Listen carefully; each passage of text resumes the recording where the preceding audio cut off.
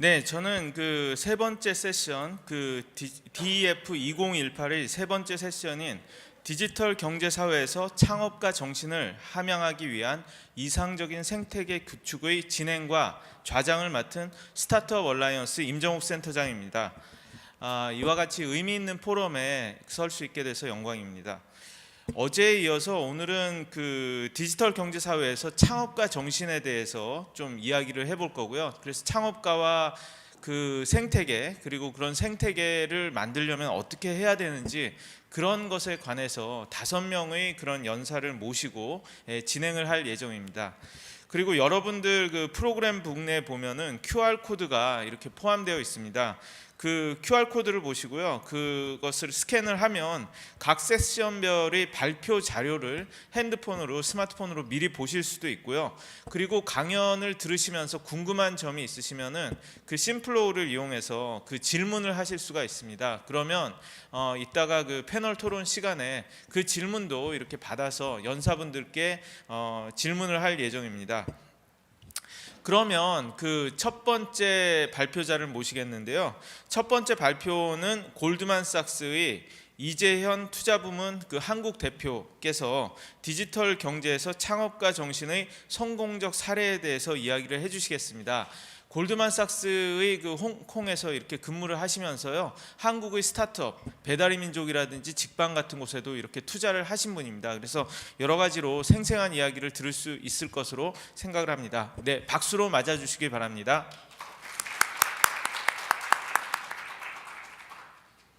네, 반갑습니다, 여러분. 저는 골드만삭스에서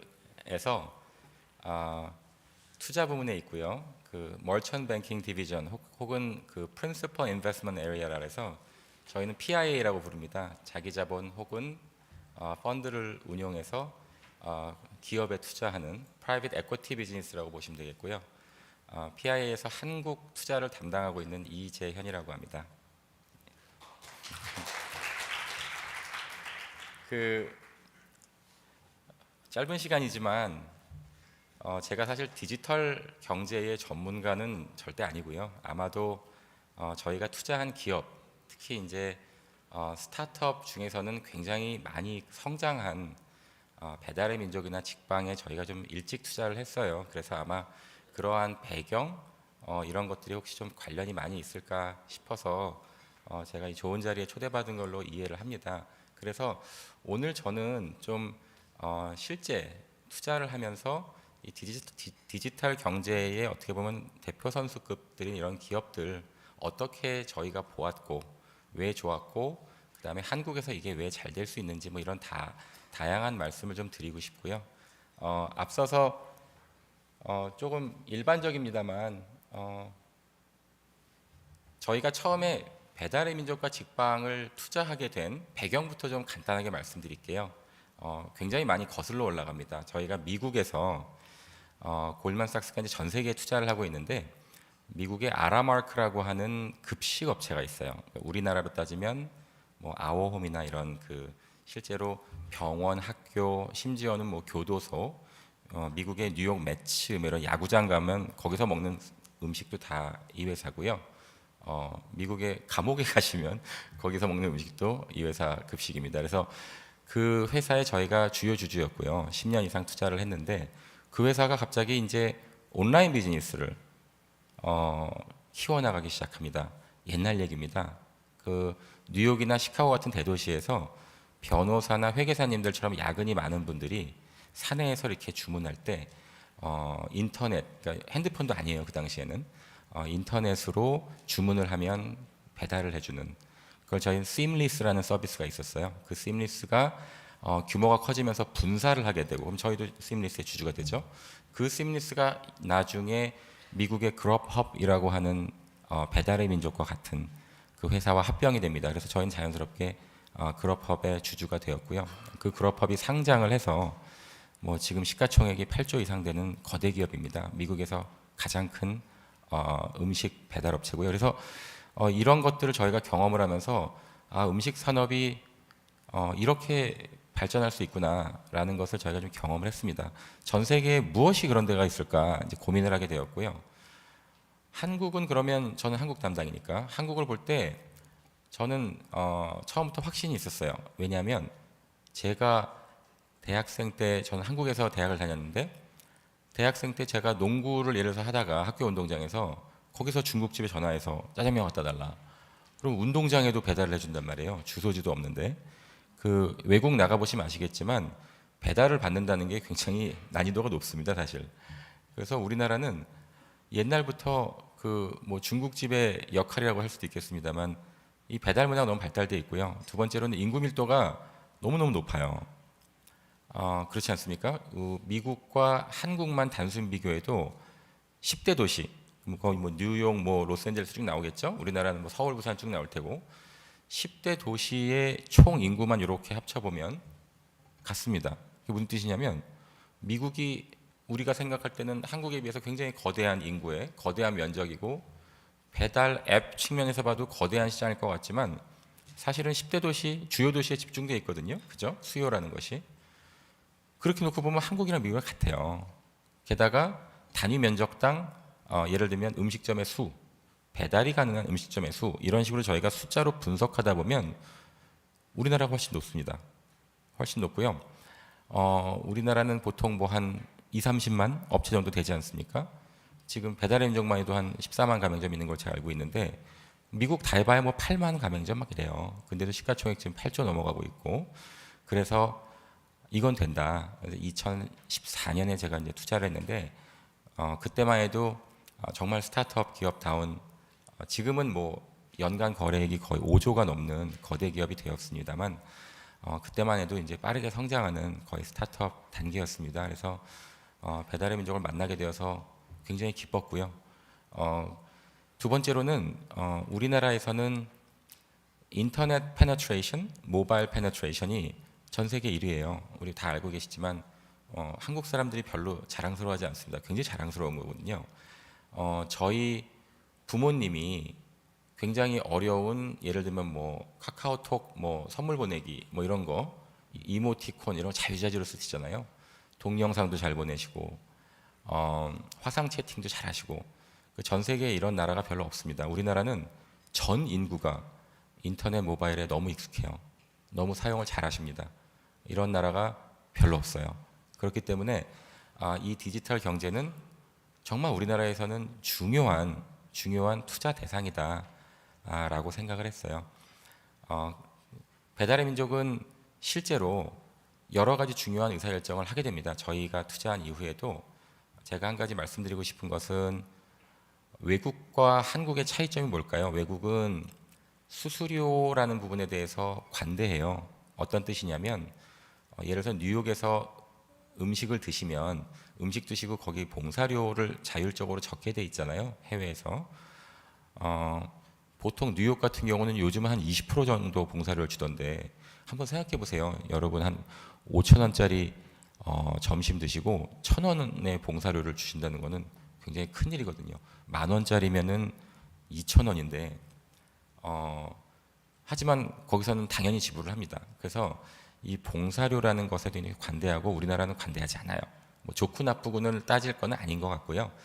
우리나라 문화는 좀 그렇습니다. 옛날부터 아마도 짜장면 시켜도 그냥 집에 배달을 해주니까 그런 것에 아마 익숙해져서 그런 것이 아닌가 싶어요. 그래서 배달의 민족도 중간에 수수료에 대해서 굉장히 큰 해외에 비해서 절반 이하나 낮았음에도 불구하고 좀 어려움이 있었고 그 결과 결국 수수료를 폐지하게 됐죠. 지금 이제 광고료 모델로 이제 바꾸게 됐는데 전 세계에서 유일합니다. 참고로 배달 음식을 제외한 우리가 영국이나 미국, 독일, 네덜란드, 그밖에 중국 여러 사례를 보아도 늘 건당 수수료를 부과합니다. 근데 우리나라만 이렇게 하고 있어요. 어쨌든 잘 되는 이유는 저는 그 나라 풍토, 그 나라 문화, 그다음에 그 나라 상황, 규제 여러 가지 제반 여건에 잘 적응하느냐가 관건이 아닌가 싶어요. 꼭 해외에서 잘 된 케이스라고 해서 우리나라에서 꼭 잘 된다는 보장은 전혀 없습니다. 오히려 저희가 김봉진 대표님과 그 창업자 경영진 분들을 만나 뵀을 때 그분들의 철학, 그러니까 우리나라의 상황에 가장 맞는 예를 들면 음식 주문은 막내가 시키는 거기 때문에 우리 앱은 막내에게 최적화되어 있다. 주문을 시키는 사람들 일단 다르죠. 해외랑 달라요. 해외는 먹고 싶은 자가 시킵니다. 우리나라는 막내가 시켜요. 그런 것들 적응 잘 하셨죠. 마케팅도 굉장히 잘 하시고요. 수수료 논쟁이 붙자 수수료 폐지하고 저는 반대했어요. 주주로서. 근데도 강행하셨습니다. 회사가 맞았죠. 그렇게 가는 것이 맞습니다. 그래서 제가 오늘 드리고 싶은 말씀은 세상에 없던 시장 디지털 경제가 주는 좋은 시장입니다. 당연히 경쟁이 없기 때문에 투자가 입장에서는 블루오션이니까 고맙죠. 하지만 여러 가지 이슈도 있다. 어떤 이슈가 있을까요? 새롭게 창조를 하는 데는 두 가지가 있습니다. 아예 없는 데서 창조가 되는 것이 있고요. 세상에 없던 거. 그런 건 좋아요. 뭐 LG의 예를 들어서 스타일러스 이렇게 막 옷을 넣어두면 이렇게 세척 아니 뭐라 그러죠? 이렇게 깨끗하게 만들어주는 없는 거잖아요. 그럼 경쟁이 없기 때문에 잘 팔리죠, 그죠? 아니면은 기존에 있던 서비스를 대체하는 새로운 disruptive한 그런 서비스가 나올 수 있어요. 이것도 창조입니다. 하지만 그 창조에는 비용이 있습니다. 그게 뭘까요? 기존의 서비스와의 경쟁이 있고요. 기존의 서비스와의 갈등이 있습니다. 물론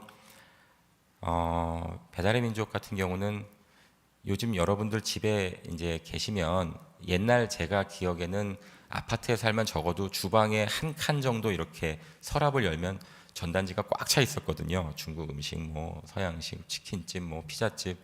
그래서 그걸 보면서 이렇게 배달 무엇을 시켜 먹을까 고민했는데 요즘 그거 없잖아요. 전단지 없잖아요. 그럼 전단지 만드시는 분들은 어떻게 살아요? 배달의 민족 때문에 망하신 건가요? 그렇지 않죠. 전단지 만드시는 분들은 인쇄업이기 때문에 인쇄업은 그 상황, 그 경제에 맞는 새로운 먹거리를 찾아야 합니다. 그래서 이런 갈등들은 늘 존재하게 된다. 직방의 경우는 어떨까요? 직방은 좀 재밌습니다. 우리나라는 여러분들 느끼지 못하실 수 있지만 해외에 가보시면 부동산 전문 업체가 있어요. 큰 회사들이 있습니다. 저는 홍콩에서 왔는데 홍콩에는 미들랜드 뭐 이런 큰 회사들이 있어서 부동산 네트워크가 있고요. 미국에도 있습니다. 영국에도 있고 일본에도 있습니다. 왜 우리나라는 없을까요? 재밌습니다. 우리나라는 98%의 공인중개사분들이 자영업자십니다. 개인사업자세요. 그래서 이거를 우리는 굉장히 시장이 분산되어 있다고 얘기하죠. 아주 프래그먼트된 마켓이고요. 그렇기 때문에 정보가 한 군데 있습니다. 예를 들어서 제가 압구정동에 현대아파트를 사고 싶다면 압구정동 현대아파트 앞에 있는 공인중개사를 가야 돼요. 그분께서 누가 팔 사람이고 얼마에 팔 거고 팔 수 있냐, 이번 달에 팔 수 있냐, 다음 달에 팔 수 있냐 이런 거 다 알고 계세요. 정보가 한 군데 있습니다. 분산되어 있죠. 외국은 그렇지 않아요. 외국은 데이터베이스로 돼 있고 다 공유됩니다. 약간 그런 거에서 폐단도 있어요. 직접 가야 되잖아요. 그 직방을 오후에 저희 안성호 대표님 세션이 있는 걸로 알고 있는데 안성호 대표님은 통계학을 전공하신 일종의 수학자이시고요. 회계사이시고 회계법인에 계셨고 이쪽하고 관계 없으세요. 근데 그냥 우연히 그냥 방을 구하러 갔다가 헛걸음 하면서 너무 불편하다라는 데서 창업을 결심하게 되었고요. 김봉진 대표님과 안성호 대표님의 두 분의 공통점은 그 전에 한번 사업을 말아드신 적이 있습니다. 얘기해도 되는지 모르겠는데 제가 이제 투자할 때 그 경영진 분들께 질문하는 것 중에서 사업에 실패해 보신 적이 있냐? 없다 그러면 전 좀 불안해요. 없다고 해서 제가 투자를 안 하는 건 아니지만 있다고 하면 전 좀 안심해요. 실패라는 것은 특히 초창기에 굉장히 소중한 경험을 많이 줍니다. 그래서 그걸 보통 딛고 굉장히 안정적인 아무리 스타트업이라고 해도 빠르게 성장하는 안정적으로 성장하는 기업을 보통 만드세요. 그래서 이 두 분 다 굉장히 쓰라린 실패 경험이 있으세요. 그러다가 이제 이 직방을 창업하게 되었고 논리적으로도 단순해요. 그냥 미리 보고 미리 찾고 전화해보고 그러고 가자. 헛걸음하지 말자. 심지어는 헛걸음했다면 헛걸음 보상제가 있어요. 직방에 들어가시면 헛걸음을 하게 됐다면 허위 매물이 있다면 신고도 하게 되어 있고 다양한 장치들이 있습니다. 이거는 우리 디지털 사회에서나 가능한, 어떻게 보면 IT 인프라가 있기 때문에 가능한 거기도 하지만 사실 중요한 건 사람의 아이디어죠. 그래서 이러한 것들을 잘 이룩하는 것들, 직방도 배민과 마찬가지로 규제된 산업입니다. 부동산 많은 규제들이 있고요. 그 다음에 공인중개사분들은 자격증을 획득한 분들이시고 이분들과 상생하는 것, 그런 것이 사실 굉장히 중요하거든요. 그래서 이런 것들을 잘 지키면서 하면 사실은 그렇게 어렵진 않다라는 저는 생각이고요. 약간 맺은 말입니다만 이렇습니다. 성공하는 기업과 성공하지 못한 기업, 뭐 100가지 다양한 관점에서 바라볼 수 있겠습니다만 저는 그렇게 생각해요. 특히 이렇게 디지털 경제, 그 다음에 스타트업, 이렇게 빠르게 성장하는 벤처기업, 이런 관점에서 봤을 때는 다가올 불확실성에 대해서 미리미리 대비하는 것, 일단 막연합니다만 이런 생각이에요. 제가 이제 예를 들어서 김봉진 대표님이나 안성호 대표님이랑 이렇게 말씀을 나누면, 직방이나 배민 같은 경우에 제가 존경스러운 것은 늘 무언가 위협이 될 거라는 것을 미리 알고 계시고요. 오지 않으면 다행이고 오면은 당연하다, 이런 생각이에요. 좀 관점의 차이인데 어느 새로운 뭐 우버 이츠가 들어오던 무엇이 들어오건 계속 들어올 수 있잖아요. 이런 부분들에 대해서 미리 생각하고 미리 준비하고 한 발 앞서 나가려고 하는 것들, 그런 것들이 저는 가장 중요한 것 같고요. 일단 뭐 마지막으로 이제 이런 것이 있습니다. 이제 기업이 직방이나 배달의 민족처럼 큰 회사가 되니까 제가 옆에서 이제 투자가로서 바라보니까 조금 새롭게 겪어야 되는 것은, 커질수록 영향력이라는 것이 생기고, 영향력이 생길수록 규제, 그 다음에 관심, 상생, 뭐 이런 부분들에 대해서 더 많은 주의를 기울여야 되는구나, 이런 생각이 듭니다. 정부의 협조, 그 다음에 정책적인 협조 물론 중요합니다. 하지만 저는 어차피 투자가이고 제가 투자한 기업은 민간 기업이기 때문에 민간 기업의 입장에서는 또 그 정책 하에서 최대한 적응하기 위해서 또 노력을 해야 되는 것 아닌가라고 생각을 하고요. 조금 이따가 그러면 전체 회의 시간에서 좀 더 다른 얘기도 한번 말씀드리고자 합니다. 감사합니다. 그러면 이번에는 KDI에서 한국개발연구원입니다. 구자연 박사님께서 창업과 정신과 스타트업 스케일업에 대한 그런 발표를 진행해 주시도록 하겠습니다. 큰 박수로 환영해 주시길 바랍니다.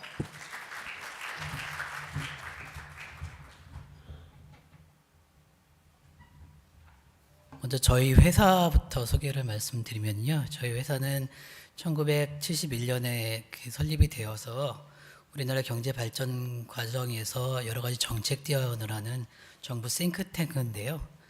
저희 원내 시니어 박사님들하고 얘기를 해보면, 말씀을 나눠보면, 과거에는 굉장히 뛰어난 개척 정신을 가진 창업자들이 많았는데 지금은 많이 없는 것 같아서 많이 우려스럽다, 이런 말씀을 하십니다. 근데 제가 스타트업 연구를 이렇게 하면서 지금도 많은 세상을 변화시키기 위한 고민을 하시는 많은 젊은 창업자들 많은데, 아직은 스타트업에서 스케일업 단계에 머무신 올라가신 분들이 많지 않아서 그런 걱정을 하시지 않나라는 생각이 들어서 오늘 이 시간에는 그러면 스케일업을 하기 위해서 우리가 정책적으로 어떤 고민을 하는 게 좋을지에 대해서 논의를 드리고자 합니다. 말씀드린 순서는 그렇고요. 다 아시는 것처럼 앙트레프레니어십을 가진 창업가는 새로운 혁신의 도입을 통해서 경제 혁신을 주도하고 고용을 창출하며 생산성을 형성하는 등 여러 가지 긍정적인 효과가 있습니다. 보시는 편은 글로벌 유니콘 기업들 현황인데요. 최근에 글로벌 유니콘 기업들은 플랫폼을 기반으로 한 디지털 테크놀로지를 통해서 산업을 개편시키고 있습니다. 우리 정부에서도 이런 혁신적인 기업들이 나올 수 있도록 다양한 혁신 정책들을 추진하고 있습니다. 과거에 우리의 성장 모델은 추격형이었는데 혁신형 성장 모델로 전환해야 된다는 어떤 필요성에 의해서 다양한 정책들을 추진하고 있고요. 그런 정책들에 힘입어서 최근에 창업 기업 수가 최대한 10만 개 가까이 늘어나고 또한 투자자도 투자 금액도 2조 5천억 금액 이상의 긍정적인 효과도 나타나고 있습니다. 그러나 최근에 이런 긍정적인 효과임에도 불구하고 많은 분들이 우리 스타트업 생태계에서 걱정하는 부분 중에 하나는 시장의 판도를 흔드는 그런 기업들이 많지 않아서 걱정을 하고 있는 것 같습니다. 앞에서 배달의 민족이나 직방 같은 경우를 말씀을 해주셨지만 국민들이 느낄 때 이런 기업들이 더 많이 나와야 되는데 우리나라는 상대적으로 그런 기업이 적은 것 같다고 느끼는 것 같습니다. 영국의 경우에도 글로벌 금융위기 이후에 그 경제가 많이 침체했었는데 그런 침체된 상황을 극복하기 위해서 스케일업 네이션이라는 그 정책적인 이니셔티브 안에 스케일업을 위해서 다양한 정책적인 노력을 기울이고 있습니다. 그러면 스케일업 생태계를 구축하기 위해서 어떤 것들이 필요한지에 대해서 살펴보도록 하겠습니다.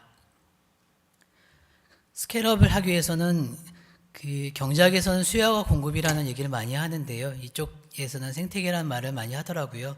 그 스케일업 생태계를 구축되기 위해서는 창업가 및 창업팀의 역량, 자금 조달, 시장 수요, 인재 확보 등이 마련되어야 됩니다. 우선 창업가 및 창업팀 역량을 보면 투자자들이 한테 여쭈어 물어보면 창업가의 열망, 열정, 적응력, 회복력 등 창업가 및 창업팀의 역량이 스케일업하는 데 있어서 굉장히 중요한 요인이라고 말씀을 하십니다. 우리나라 창업 생태계, 현재 창업 생태계를 보면 특히 기술 창업의 경우에는 보면 오른쪽 그래프에서 보시는 것처럼 현황을 놓고 보면 대학생 창업이나 시니어 연구원 창업이 많다고 합니다. 그러나 사실상 스케일업하는 단계에 있어서 좋은 역량을 가진 분들은 대학생 창업이나 주니어 연구원 정도의 창업이 스케일업하는 데 있어서는 훨씬 더 유리한 상황이라고 그러고요. 실리콘밸리의 경우도 창업해서 성공한 기업들의 대부분 연령대가 45세 정도라고 합니다. 그런데 정책적으로 지난 정부, 이번 정부 초기에 대학생 창업을 많이 강조를 했었는데요. 대학생 창업도 중요하지만 역량이 있는 준비단 창업이 더 중요한 것 같기도 합니다. 그래프는 CB인사이트라는 조사 연구기관에서 스타트업 실패 원인을 조사를 했는데요. 맨 앞에서 보시는 것처럼 기술 내지 준비된 시장에서 어떤 니즈가 있는지에 대한 파악 없이 창업을 한 건 실패할 확률도 높다는 것을 보여주고 있어서 준비된 창업과 창업가의 역량 제고가 굉장히 중요하다고 생각합니다. 그 다음에 자금 조달 측면인데요. 최근에 이제 정부의 노력에 의해서 자금 조달 환경들이 많이 좋아지고 있는 거는 좋아지고는 있지만 우리나라 VC 생태계는 여전히 좀 부족한 측면이 많습니다. 그래프를 보시면 미국의 VC 같은 경우는 성장 단계별로 자금이 굉장히 후기로 들어가면 굉장히 작은 공급이 많습니다. 그래서 미국 같은 경우는 후기 단계에 보면 2,200억 정도의 자금 조달 규모를 보이는데 우리나라는 초, 중, 후기 대부분 20억 내에서 투자 금액 사이즈가 대체로 비슷합니다. 이 얘기는 스타트업들이 스케일업 하는데 굉장히 제한적이라는 의미이기도 합니다. 앞서 말씀을 하신 것 같은데 우버의 경우를 조사를 해보니까요. 우버 같은 경우는 총 22일에 걸쳐서 243억 달러 자금 조달을 한 것으로 나와 있고요. 그래서 지금 현재 1,200억 달러의 시장 가치를 나타내고 있는데 밑에 그래프를 보시면 자금 조달의 규모를 보입니다. 이미 시리즈 B 단계에서 11개 투자처로부터 400억 이상의 자금을 조달을 해온 것으로 보이고 있습니다.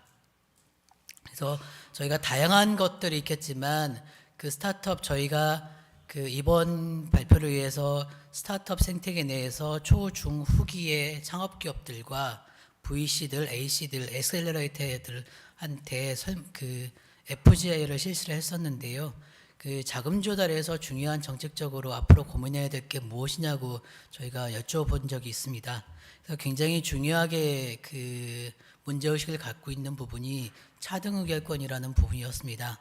차등 의결권은 잘 아시는 것처럼 그 지금 같은 주주평등주의에서 일주에 1보팅권이 있을 텐데 차등 의결권은 일주에 뭐 2 내지 최대한 10 정도의 보팅권을 주는 의미일 텐데요.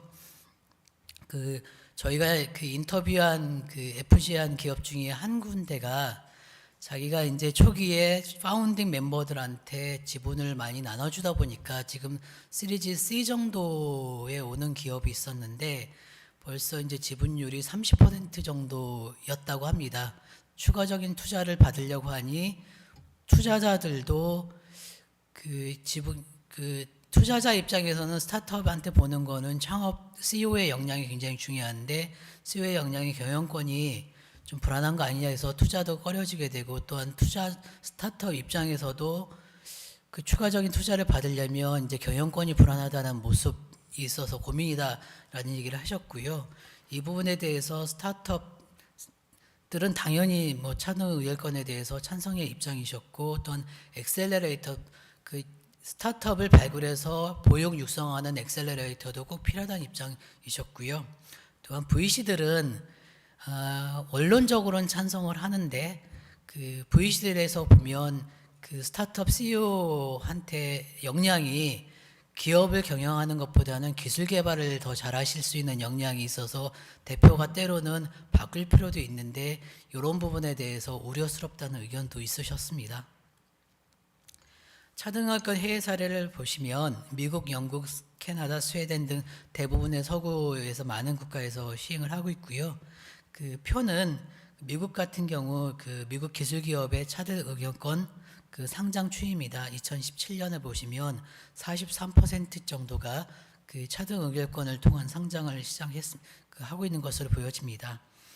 일본 같은 경우는 2008년에 도입이 됐고요. 그 다음에 홍콩이 2018년, 그다음에 싱가포르가 2018년 6월에 올해 도입이 돼서 도입이 되었습니다. 홍콩 같은 경우는 그 알리바바가 2014년에 뉴욕 쪽으로 상장이 되면서 충격을 많이 받았던 것 같습니다. 그래서 이쪽에 홍콩에서도 앞으로 이제 유능한 스타트업들이 상장할 수 있도록 차등 의결권에 의한 상장 제도를 도입을 한 것으로 알고 있습니다. 다만 그 CEO가 굉장히 역량 있는 CEO라면 이게 긍정적인 효과가 있을 텐데 예를 들자면 주커버그 같은 경우는 주주들이 반대함에도 불구하고 인스타그램을 10억 달러로 그 인수를 했는데 지금은 359억 달러의 가치 있어서 굉장히 성공적인 걸로 보여지는데 모든 CEO가 이렇게 역량 있는 건 아니어서 남용의 우려도 있다라는 그 의견도 있었습니다.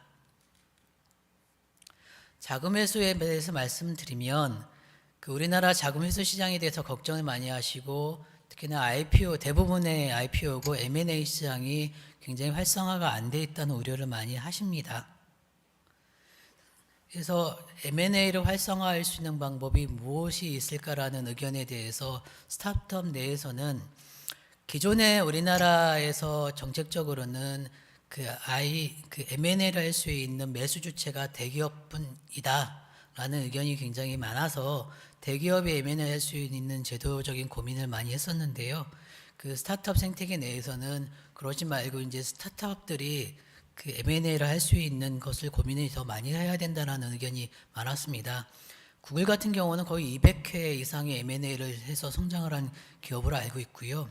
그다음에 우버 같은 경우도 특허 부분 같은 경우만 보면 66개의 차량 공유 특허를 매수를 하고 AT&T를 통해서 ICT 관련된 특허도 많이 보입을 했습니다. 결국 그 스타트업이 스케일한다는 의미는 결국은 M&A를 통해서 머슬업을 해서 대기업에 견줄 만한 몸집을 키우는 것이 대기업들도 M&A 하기가 편하다는 의견도 있었습니다. 그래서 대기업 임원들 입장에서 100억 단위의 스타트업을 M&A 하는 것보다는 오히려 1000억 원 이상의 M&A 그 기업에 대한 스타트업에 대한 M&A가 더 편할 수도 있다는 의견도 있으셨습니다. 대기업의 역할 강화와 관련해 가지고는 대기업한테 M&A를 해주세요라는 것보다는 대기업이 M&A 그 스타트업에 대한 이해를 높일 수 있는 그런 기제가 필요하다는 의견도 많으셨었습니다. 예를 들어서 우리나라의 대기업 같은 경우는 사실 임원들 같은 경우가 보통 그 임기가 1년 정도밖에 되시지 않기 때문에 임원들이 이렇게 의사결정하시기가 굉장히 어려운 구조라고 합니다. 그래서 M&A를 실질적으로 그 의사결정을 하실 수 있는 고위층 임원이나 CEO의 스타트업에 대한 이해도를 제고시킬 필요가 있다는 의견이 많았었는데요. 대기업 회장단의 어떤 모임 같은 데에서 스타트업들이 IR을 할 수 있는 기회가 있으면 대기업들이 이렇게 그 스타트업을 이해할 수 있는 그런 계제가 되지 않을까라는 의견도 있으셨습니다. 마지막으로 이제 핵심 역량 확보인데요. 그 아까 말씀드린 대로 스타트업이 성장을 하려면 스타트업 창업팀의 역량도 중요하고 또한 인재 확보도 굉장히 중요합니다. 근데 저희가 이번 행사 전에 핀테크 스타트 컨퍼런스가 있었는데요. 거기 보니까 스타트업에서 100명 정도 넘어가는 스타트업 같은 경우는 그 코딩을 잘 하시는 분도 필요하지만 또한 IR이라든가 또 광고 브랜딩 하시는 그런 역량들도 필요한 것으로 그 봤었는데요. 아마 저는 핀테크 컨퍼런스를 보면서는 느낌이 우리나라도 그 보이지 않는 숨어 있는 발굴의 실력들이 많다라는 그런 안도감을 느꼈습니다. 한쪽은 안도감을 느꼈고 또 한쪽으로는 지역 같은 경우는 상당히 좀 그런 부분에 있어서 많이 어렵지 않나라는 고민이 들었습니다. 저희가 이번 이제 발표 자료를 준비하면서 그 한 기업이 지방 기업이었었는데 그 투자자가 본인한테 얘기하는 게 지금 한 7, 8명 정도 고용을 가지고 있는 규모의 회사가 서울로 올라왔으면 좋겠다. 지방에서 아마 투자자 만나기도 어렵고 그 다음에 유능한 인재를 육성을 지방에서 어렵지 않냐. 서울로 올라왔으면 좋겠다라는 의견이 있으셨다고 합니다. 그래서 지방에 대한 인재 확보도 중요한 것 같고요. 또한 서울서도 정부에서도 노력을 많이 하시고 있는 것 같은데 교육 시스템이 스타트업의 인력에 필요한 교육 시스템으로 바뀔 필요도 있다고 생각이 듭니다. 예, 이상으로 발표 마치겠습니다. 감사합니다. 네, 창업 생태계의 스케일업에 대해서 좋은 발표를 해주신 구 박사님께 다시 한번 감사드립니다. 이번에는 매시업 엔젤스 대표이신 이택경 대표님이 성공한 창업가에서 투자자로 창업과 투자의 선순환을 위한 생태계에 대해서 이야기를 해주시겠습니다. 이택경 대표님은 원래 다음을 공동 창업하신 분이고요. 지금은 투자자로 이렇게 변신을 하셔서 그동안 한 70여 개의 그런 초기 스타트업을 투자를 하고 육성하고 계신 분입니다. 그래서 굉장히 생생한 이야기를 기대합니다. 예, 박수로 맞아주시기 바랍니다. 네, 안녕하세요. 매시업 엔젤스의 이택경입니다.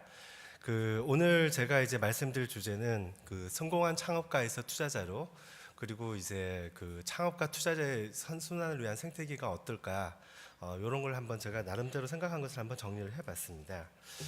먼저 초기 스타트업들이 필요한 것들이 뭐가 있을까요? 이제 저는 한 6개 정도로 한번 정리를 해봤습니다. 첫 번째는 함께 같은 비전을 가지고 갈 수 있는 훌륭한 팀. 그리고 두 번째는 이제 초기 가설을 검증하는 데까지 들어가는 시드 라운드의 어떤 투자 종잣돈. 그리고 세 번째는 첫 단추를 잘 꿰는 것도 정말 중요합니다. 사실 초기의 방향이라든지 아니면 회사의 조직이나 지분 구조 같은 것들을 좀 잘 잡지 못할 경우에 향후에 뒤에 가서 감당이 안 되는 경우가 많거든요. 그리고 이제 네 번째는 이제 선배 경험자의 좀 조언이 많이 필요한 것 같습니다. 왜냐하면 이 초기 스타트업들이 실제 진행을 하다 보면은 정말 상상하는 그 이상의 여러 가지 문제들에 직면하게 됩니다. 이럴 경우에 아무래도 유경험자의 어떤 조언도 상당히 중요하다고 생각을 하고요. 그리고 다섯 번째는 네트워킹입니다. 정말 중요하죠. 훌륭한 팀원을 뽑을 때도 네트워킹이 필요하고요. 그리고 또 이제 좋은 비즈니스 파트너를 만나기 위해서도 역시나 네트워킹이 필요합니다. 그리고 마지막은 멘탈 관리입니다. 이 초기 스타트업 대표님들이 정말 스트레스를 옆에서 지켜보면 정말 스트레스를 많이 받으세요. 이제 이런 것들을 위해서 스스로 멘탈 관리도 필요하지만 어떤 조력자의 좀 다독거림 이런 것들도 필요하지 않나 이렇게 6가지 한번 생각을 해봤습니다. 그 흔히 초기 투자는 소액이니까 상당히 좀 그 리스크가 적다고 생각하시는 분이 계시는데 정말 하이 리스크입니다. 그 작은 금액이긴 하지만 정말 그 여러 가지 이제 어려운 점들이 밑에 나열되는 것들로 인해서 많고요. 그리고 또 초기 투자자들도 이제 초기 팀들 투자하다 보면 같이 별의별 상황을 다 겪게 돼요. 그래서 초기 투자자도 어느 정도 약간 멘탈 관리가 필요한 경우가 많고요. 뭐 첫 번째 힘든 점은 저런 거죠. 일단 후속 투자자 같은 경우는 숫자가 나오거나 어느 정도 성과가 나온 팀에 투자를 하는 경우가 많습니다. 카드 게임으로 비유하자면 카드를 두세 장 받고 나서 베팅을 할까 말까를 판단해야 되는데, 이제 초기 투자자 같은 경우는 오로지 팀의 자질만을 보고 이 팀이 미래에 얼마만큼 레벨업이 되고 성과를 낼지를 판단해야 되는, 카드 게임에 비유하자면 마치 한 장만 보고 바로 베팅을 결정해야 되는 거죠. 그래서 저는 이제 요즘 이야기하는 게 첫째도 둘째도 셋째도 역시 팀이다 라고 저희 이제 파트너나 심사위원들한테 자주 이야기를 하고 있고요. 그리고 아무래도 그 잘 아는 분야일 경우에 이제 좀 성공 확률이 높아집니다. 이제 본인이 이제 재직하셨던 인더스트리에 있는 팀이라면 아무래도 판단에 이제 훨씬 더 도움이 되고요. 그리고 앞에서 말씀드린 대로 여러 가지 그 스타트업들이 필요한 것들이 많기 때문에 초기에 여러 가지 많은 손이 가게 됩니다. 또한 후속 투자 유치도 필수입니다. 보통 이제 엔젤 라운드의 자금만으로 손익 분기점에 도달하는 건 거의 불가능하거든요. 그렇기 때문에 VC들과의 네트워킹도 중요하고요. 그리고 마지막으로 회수 기간이 정말 깁니다. 운이 좋으면 뭐 M&A나 구주 엑싯을 뭐 몇 년 안에 가능할 수도 있지만 뭐 여차하면은 뭐 IPO까지 간다면 정말 앞단의 투자자는 경우에 따라서는 10년을 기다려야 할 수도 있습니다. 그렇기 때문에 여유 자금으로 투자를 하는 게 맞고요. 이런 것들 종합적으로 보면 이렇게 좀 규모의 경제가 안 나오기 때문에 그 단순한 수익성만으로 투자를 하기에는 좀 쉽지 않은 영역이 아닌가 좀 판단이 되고요. 그렇기 때문에 일종의 좀 사명감도 좀 갖추시고 다양한 경험을 갖추신 분들이 투자를 하시는 게 좋다고 생각이 됩니다. 그러려면 결국은 이제 성공한 창업가들이 아무래도 일반인보다는 이런 다양한 것에 관해서 많은 경험이 있으시기 때문에 좀 더 유리하지 않을까 생각을 하고 있고요. 한번 이제 개인적인 엔젤 투자 사례를 한번 정리를 해보았습니다. 제가 이제 다음에 있을 때 2001년에서 2002년 사이에 제가 그 일부 이제 구주를 매각하고 이제 장내에서 매각하고 제가 이제 일부 자금을 투자한 적이 있는데, 뭐 개인적인 차원에서 약간 이제 비즈니스를 확장하는 좀 테스트였다고 볼 수 있었던 것 같아요. 그래서 다음이 IT 분야의 테크 기업이면서 동시에 온라인 서비스 기업인데 과연 이걸 수평으로 확장해서 다른 테크 쪽으로 내가 한번 투자를 해보면 어떨까. 그리고 또 하나는 온라인 서비스업인데 이것을 다른 오프라인 서비스로 확장을 해보면 어떨까. 그래서 이제 건당 한 3천만에서 3억 사이로 제가 총 8개 팀에 투자를 했고 결과는 보시는 바와 같습니다. 제가 여기서 3개를 배웠어요. 첫 번째는 뭐 보시다시피 역시 IT 쪽이 성과가 월등합니다. 그래서 역시 제가 오프라인이나 바이오 이런 쪽 투자해봤더니 남의 떡이 커 보였구나. 알고 보면 이제 우한백조로 먹을거리가 많아 보였는데 알고 봤더니 밑에서 열심히 이제 물칼기를 이제 흔드는, 이제 그걸 제가 미처 몰랐던 거죠. 그리고 두 번째 배운 것은 제가 이제 IT 팀 하나는 한 50배 정도 엑시스를 했고요. 두 번째는 현재 배당 금액만으로 5배 엑시스를 했고, 뭐 현재 뭐 잘 되면 잘하면 뭐 정말 잘 되면 한 100배도 갈 수 있지 않을까 싶은데, 이렇게 단 2건의 성공만으로 나머지 실패를 다 만회할 만큼 하이 리스크 하이 리턴 이제 그런 식의 구조라는 걸 역시 다시 한번 배웠고요. 그리고 세 번째는 역시 사람이 중요하다는 걸 배웠습니다. 첫 번째 아이템 같은 경우는 속된 말로 제가 아는 그 지인인데 이놈은 뭘 해도 성공할 것 같다 이런 느낌이 드는 팀이었는데 역시 몇 번의 피벗것에 성공을 했고요. 그리고 두 번째 팀은 제가 잘 아는 지인이고 역시 스마트한 친구들이었는데 잘 하고 있습니다. 그 다음에 이제 뭐 저희 이제 엑셀레이터의 매시업 엔젤 사례를 한번 잠깐 보자면 뭐 아무래도 제가 초기에 혼자 엔젤 투자할 때보다 훨씬 더 이제 체계적이고 이제 조직적으로 움직이고 있는데, 뭐 발굴을 보자면 저희가 연 약 1200개 팀을 검토해서 그 중에 최종적으로 15개 팀에 투자를 하고 있습니다. 그래서 총 1.3% 정도의 약간 컨버전 레이시라 볼 수가 있고요. 뭐 성과는 나름대로 나쁘진 않는 것 같습니다. 현재 총 70여 개 팀에 저희 투자를 했는데 94%가 액티브 하고 있고요. 후속 투자 유치율도 약 80% 전후라서 뭐 나쁘지는 않은 것 같고요. 그 누적 후속 투자 유치 금액은 2천억이 이미 넘습니다. 저희가 약 90억 정도 투자를 했는데 저희 이제 투자한 금액의 약 20배 정도를 저희 이제 포트폴리오 팀들이 후속 투자 유치를 한 거죠. 그리고 이제 의미 있는 회수 사례도 몇 가지가 있었습니다.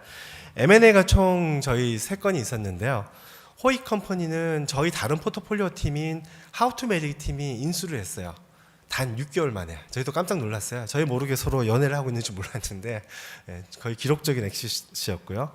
짜이서울 같은 경우도 저희 예상보다 훨씬 빨랐는데 나이스 그룹으로부터 약 2년 만에 M&A가 되었습니다. 그리고 리멤버는 약간 아쉬운 면도 있긴 하지만 4년 좀 안 된 상태에서 이제 라인이랑 네이버에 의해서 작년 말에 저희 M&A가 됐고요. 아마 이런 M&A는 제가 볼 때 정상적인 사례보다 훨씬 더 좀 빠른 케이스가 아닌가 싶은 생각을 하고요. 그리고 마지막으로 이제 구주 일부 매각한 사례가 있는데 이제 스타일시어 같은 경우는 저희가 투자하고 나서 4년 6개월 만에 시리즈 B 투자 때 저희가 구주를 일부 매각해서 회수를 했습니다. 그래서 아마 이게 조금 더 평균적인 스타일인 것 같아요. 그래서 아마 한 4, 5년쯤 되면 이런 구주 매각 같은 것부터 서서히 나오고 경우에 따라 이제 M&A 장기적으로 보면 IPO식으로 회수가 되지 않을까 생각을 하고 있습니다. 참고로 이제 스타일시어는 이제 그 전에 제가 이제 대표로 있었던 프라이머 시즌 1에서는 좀 더 일찍 투자를 해서 한 5년 10개월 정도 회수가 걸렸다고 보시면 되겠습니다. 그러면 이제 실리콘밸리의 엔젤 투자를 한번 이제 보도록 하겠습니다. 뭐 엔젤 투자라는 용어 자체는 1920년대 그 브로드웨이 공연 때 이제 자금이 부족한 것을 일부 자산가들이 조달을 해준 데서 유래를 했는데요. 정말 천사 같은 투자자다. 이제 이렇게 이야기를 하면서 엔젤이라는 용어를 썼고요. 실제로 본격화된 것은 1960년대 미국 실리콘밸리에서 많은 기업들이 이제 생기면서 초기 기업에 투자를 많이 했습니다.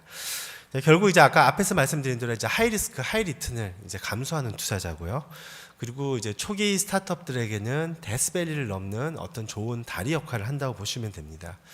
이제 실리콘밸리는 조금 이제 의외인 거는 이제 국내에 비해서 총 투자 금액이 VC에 비해서 크게 적지가 않아요. 뭐 단일 이제 투자 금액은 당연히 작겠지만 이런 것들이 조금 저희 실리콘밸리의 특색이라 볼 수 있고요.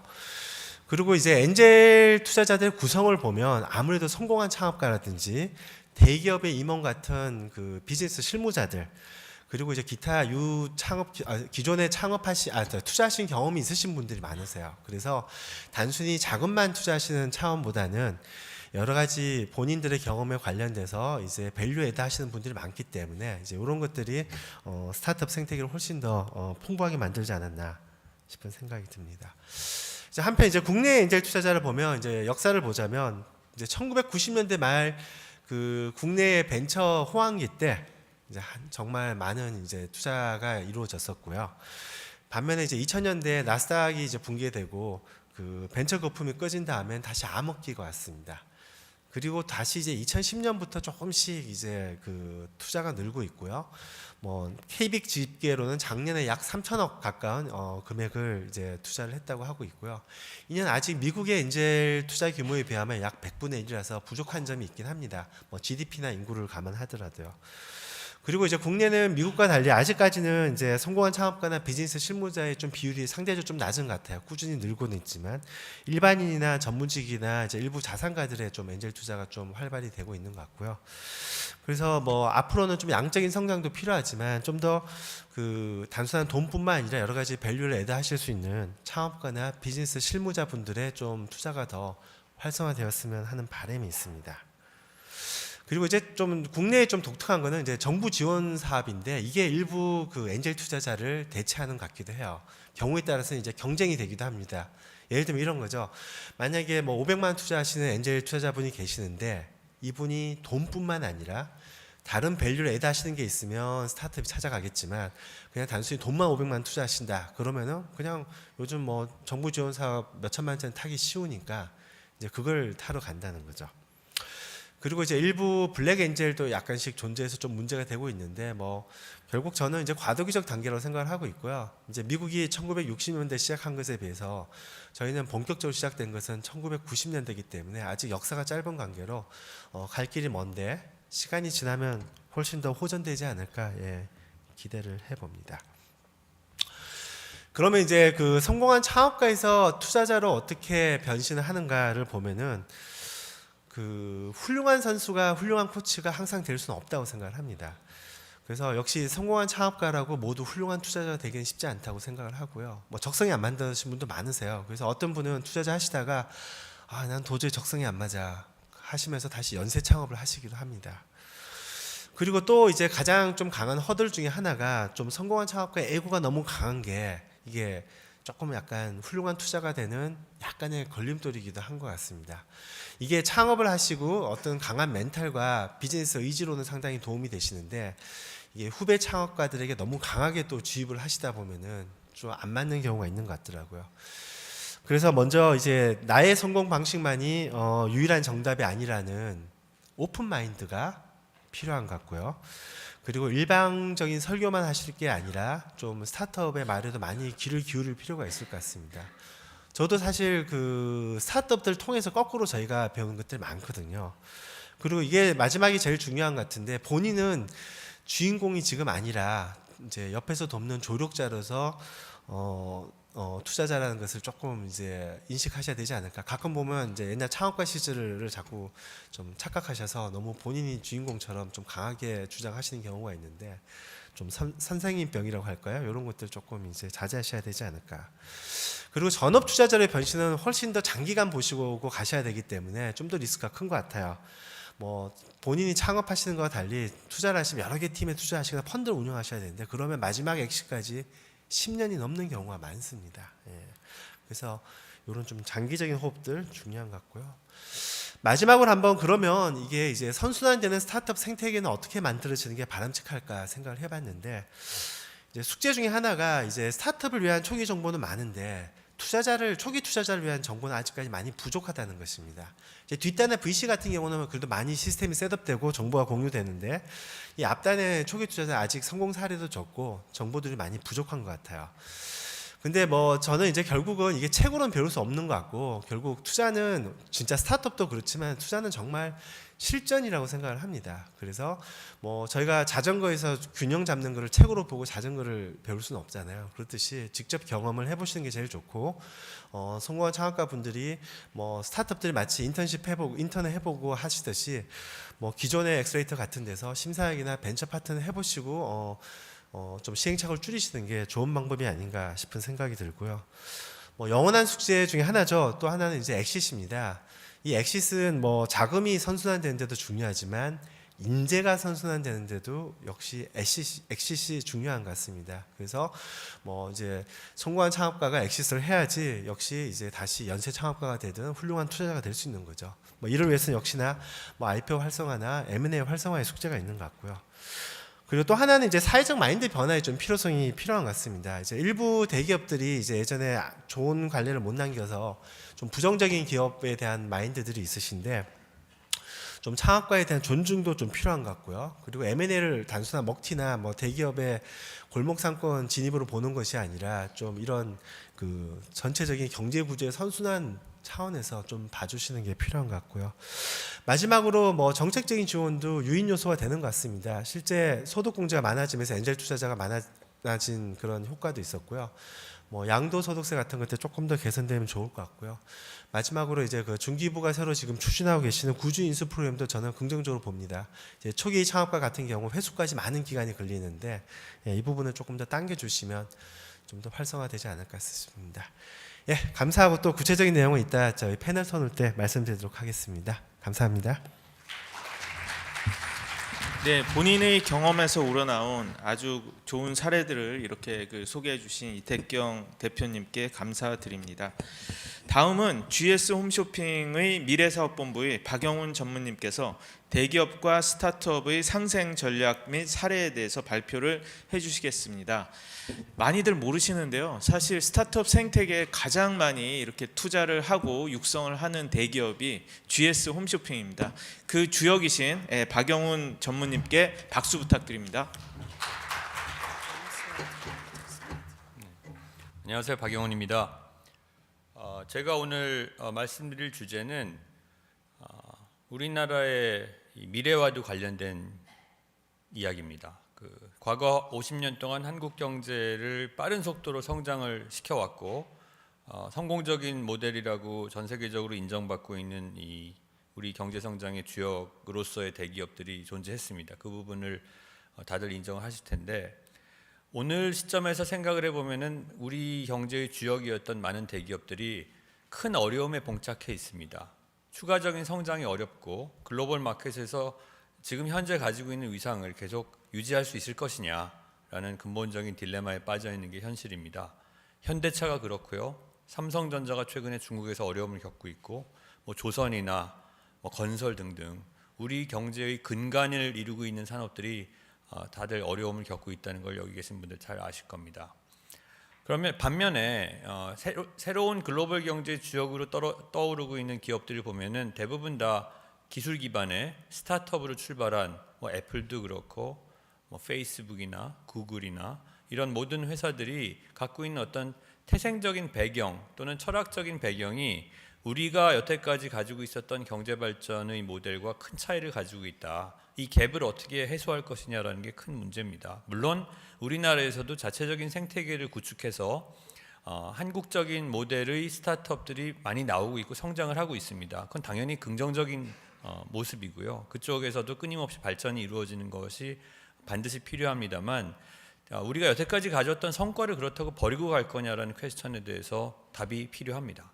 그렇다면 지금 글로벌리 나타나고 있는 새로운 그 신경제의 장점을 우리가 가지고 있었던 기존의 어떤 성과와 결합할 수 있는 방법은 뭐냐를 고민하는 게 지금 우리가 갖고 있는 과제를 해결해 나가는 하나의 접근 방법이 아닐까라고 생각하는 차원에서 제가 제목을 붙인 거는 이제 대기업들, 특히 대기업입니다. 한국적인 그 성공 체험을 가지고 있는 대기업들과 새로운 경제 모델을 가지고 있는 이 실리콘밸리 스타일의 테크 스타트업들과의 결합을 추진하기 위한 방안들을 저희가 실무에서 고민하고 있습니다. 지금 몇 가지 이제 테스트를 하고 있고, 그 부분에 대해서 저희가 지금 경험하고 있는 걸 중심으로 사례를 소개를 몇 가지 드리고자 합니다. 임종욱 센터장 말씀하셨지만 GS 홈쇼핑이 수년간 적극적으로 투자를 해오고 있습니다. 그래서 저희 투자를 좀 소개를 하고자 첫 번째로 이렇게 그림을 보여드리는데, 누적으로 한 3천억 가까운 투자가 돼 있고 400개 이상의 포트폴리오사가 구성이 되어 있습니다. 반 정도는 한국, 반 정도는 해외고요.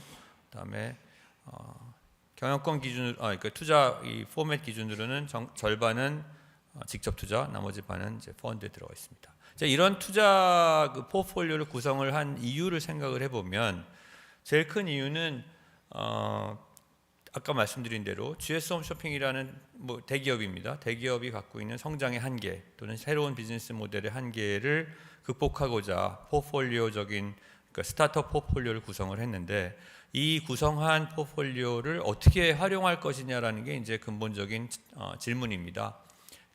저희는 이제 파이낸셜 인스티튜션으로서의 VC가 아니라 기업형 VC죠. CVC라고 하는데, CVC 입장에서의 투자의 목적은 당연히 이제 재무적인 성과도 생각을 해야 되겠지만, 전략적으로 이 투자 포트폴리오들을 어떻게 활용할 것이냐라는 게 훨씬 더 중요합니다. 뭐 물론 이게 5대 5냐, 6대 4냐라고 딱 구별해서 생각하기는 쉽지 않지만, 전략적인 성과를 만들어내는 것이 CVC의 그 과제이기 때문에 저희가 생각하는 접근은 좋은 투자를 하는 것도 중요하지만, 이 좋은 투자의 데피니션 자체가 다른 VC하고는 다를 수밖에 없다라는 데서 고민을 하게 됩니다. 그래서 저희가 생각하는 가장 중요한 포인트 중에 하나는, 투자를 하되 이 투자한 회사로부터 또는 투자한 회사를 위해서 무엇을 주고받을 수 있느냐라는 퀘스천이 굉장히 중요하고요. 그 주고받는 그 통로가 필요하다라는 게 이제 저희의 경험으로부터 얻은 하나의 교훈입니다. 그 통로 역할을 하는 조직이 저희 내부에 있는데, 그걸 COE라고 부릅니다. COE는 이제 센터 오브 엑셀런스를 줄여서 말하는 거고요. COE의 역할은 우리가 투자하는 회사의 성장을 지원하는 과정에서 얻게 되는 어떤 노하우를 우리 회사, 그러니까 코어 비즈니스에 다시 피드백을 주는 그런 선순환 고리를 만들어주는 역할을 하는 게 이제 COE입니다. 근데 이제 보시면은 왼쪽에 그 되게 약간 유명한 그림이죠. 그 식물이 성장을 함에 있어서 필수 영양 요소들이 필요한데, 영양 요소들 중에 아무리 뭐 많은 양을 줘도 결국은 가장 적게 공급되는 영양소에 의해서 그 식물의 성장이 제한된다라는 제목이 뭐죠? 최소량의 법칙이라고 부릅니다. 저희가 관찰한 바에 의하면은 이제 얼리로 갈수록 스타트업들의 성장도 이런 유사한 패턴을 보입니다. 테크놀로지 굉장히 좋은 팀인데 마케팅이 잘 안 된다. 비즈니스 모델 훌륭한데 뭐 커뮤니케이션 잘 안 된다. UX가 약하다. 그러면은 테크놀로지 아무리 좋아도 제일 부족한 역량에 의해서 그 회사의 성장이 제한을 받는다는 사례들을 많이 보고 있습니다. 그래서 저희가 투자를 한 다음에 투자한 회사들의 성장을 관찰하면서 이 회사한테 특정 시점에 가장 부족한 역할이 뭐냐, 역량이 뭐냐라는 것을 파악을 하고 그 역량을 단기간에 집어넣어주는 접근을 합니다. 그게 저희가 COE라는 팀에서 하고 있는 역할입니다. 이건 저희 혼자 하는 건 아니고요. 글로벌리 유명한 뭐 앤더슨 호로위츠 같은 경우는 100명 이상의 전문가들이 본인들이 투자한 포트폴리오의 성장을 위해서 저희와 유사한 형태의 활동을 하고 있습니다. 그래서 COE가 하는 역할은 말씀드린 대로 그 포스터링이라고 얘기하는 성장을 지원하는 역할, 그다음에 그 과정에서 얻게 되는 스타트업들의 어떤 역량이나 정보, 아이디어, 솔루션, 새로운 제품이나 서비스를 저희 내부화하는 그런 작업을 하고요. 그 과정을 통해서 또 일종의 이제 이 인사이트가 생깁니다. 그럼 그 인사이트를 기반으로 자체적인 신사업을 추진하는 그런 세 가지 역할을 하고 있습니다. 사례를 말씀드리면 펫 프렌즈 같은 저희 투자 자회사와의 작업한 결과 좀 이따 말씀을 드릴 거고 한 3년 됐습니다. 한 3년 정도 쭉 활동을 하면서 많은 시행착오도 있었습니다만 이 COE 활동을 통해서 우리 GS가 GS 홈쇼핑이 투자한 회사들과 긍정적인 관계를 만들 수 있다는 효과도 있고 그리고 저희도 많이 배우고 또 기여도 한다는 그런 일종의 그 생태계를 건강하게 발전시켜 나가는데 일조한다는 그런 보람도 좀 있는 것 같습니다. 어떤 형태의 서비스 또는 가치를 제공하는지를 말씀을 드리자면 여기 나와 있는 대로 저희가 투자한 회사들을 물론 타겟을 합니다만 어떤 투자 성장 단계에 있는 기업들이 가장 필요로 하는 뭐 피보팅이 될 수도 있고 UX, UI, 뭐 IT, 그다음에 인터뷰를 통한 인사이트 추출 이런 것들 전형적으로 이제 스타트업들이 고민하는 과제들도 있고 최근에는 좀 이제 범위가 확대되고 있습니다. 저희 GS 홈쇼핑이 투자자로서의 GS 홈쇼핑이 가지고 있는 본원적인 역량들이 있습니다. 뭐 물류라든지 고객 서비스라든지 뭐 각종 회계 재무 인사 같은 오랫동안 오퍼레이션을 해서 이미 일정 수준 이상의 역량과 경험을 가지고 있는 대기업이 가지고 있는 대기업만이 잘 가질 수밖에 없는 그런 역량들을 필요로 하는 스타트업들한테 전달해 주는 것 역시 상당한 효과를 발휘하고 있습니다. 이것도 저희가 COE 활동의 일환으로 계속 그 메뉴를 확장을 해 나가고 있는 단계입니다. 예를 들면 이제 그 펫프렌즈라는 회사 저희가 투자를 했는데요. 이 회사 굉장히 좋은 회사고 빨리 성장하고 있습니다. 1시간 내에 서울 지역에 펫에 관련된 모든 용품을 딜리버리하는 그 우주에서 가장 빠른 펫 서비스 회사라고 캐치프레이즈 삼고 있는데 이 회사는 오퍼레이션이 굉장히 강한 대신에 고객을 이해하고 그 고객에 대한 이해를 좋은 그 경험으로 연결시키는 데는 좀 어려움을 겪고 있었습니다. 그래서 저희 COE에서 그 팀에 들어가서 스프린트라는 구글 방법론을 활용을 해서 그 주니어 팀들하고 저희 엑스퍼트들, 스페셜리스트들이 팀을 만들어서 같이 작업을 해서 UX, UI 리뉴얼 하는데 참여를 하고 그 참여한 결과가 잘 반영이 돼서 그쪽도 고마워하고 저희도 많이 배우고 뭐 이런 굉장히 재미있는 그런 케이스가 하나 말씀드릴 수가 있고요. 다노라고 이제 다이어트 노트 여기 여성분들은 아마 아실지도 모르는데 여성들의 다이어트에 관련된 뭐 커뮤니티 서비스나 뭐 제품 또는 프로그램 또는 사이버 트레이닝 같은 것들 제공하는 빠르게 성장하고 있는 회사입니다. 여기도 마찬가지로 성장에 있어서 자체 제품 라인업이 커지다 보니까 그 이제 성장통들이 발생을 하는 거죠. 예를 들면 어떤 제품을 팔았는데 악성 고객이라고 해야 될까요? 진상 고객이라고 합니까? 제품이 불만 있으면 반품하고 뭐 처리하면 되는데 이제 끊임없이 괴롭히는 뭐 몇 배를 내놔라. 이걸 먹고 내가 병이 났다. 뭐 손해배상을 하겠다. 이런 분들이 이제 나타나게 됩니다. 할 수 없습니다. 그거는. 근데 저희 GS 홈쇼핑 20년 동안 홈쇼핑하면서 얼마나 많이 그런 이 고객들을 받겠습니까? 그래서 이 단호팀이 갖고 있는 그 고민을 보다가 저희가 그럼 우리 그 CS 컨슈머 커스터머 컴플레인 처리하는 부서에 12년, 13년인가 경력을 가진 이제 전문가가 있는 거죠. 그래서 세션을 만들어 줬더니 다양한 사례에 대해서 설명을 해주고 법적으로는 어떤 한계가 있는지, 이슈가 있는지, 그들하고 얘기를 할 때 뭐는 주고 뭐는 절대 주면 안 되는지, 이걸 한 2-3시간 세션을 같이 했는데 제가 나중에 듣기로는 단호 측에서 이거 그냥 우리가 혼자 했으려면 몇 년을 해도 모를 아이디어 또는 경험들을 불과 몇 시간 만에 얻을 수 있었다. 뭐 이런 이제 재미있는 또 의미 있는 사례들도 있습니다. 시간이 좀 부족하니까 좀 빨리 지나가겠습니다.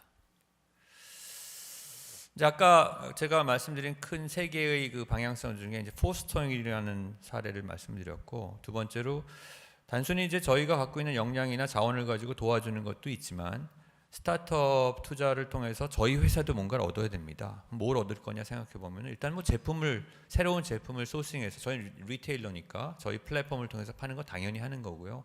뭐 새로운 테크놀로지를 가지고 있는, 솔루션을 갖고 있는 기업들과의 매치를 통해서 들어옵니다. 그래서 지금 저희 회사 같은 경우는 상당히 많은 SaaS들이죠, 주로 이제 새로운 마케팅 솔루션이나 툴들을 가져와서 쓰고 있고, 그런 툴들과 우리 기존의 IT 그 백본과 어떻게 잘 융합을 할 거냐라는 새로운 고민을 하고 있는 단계입니다.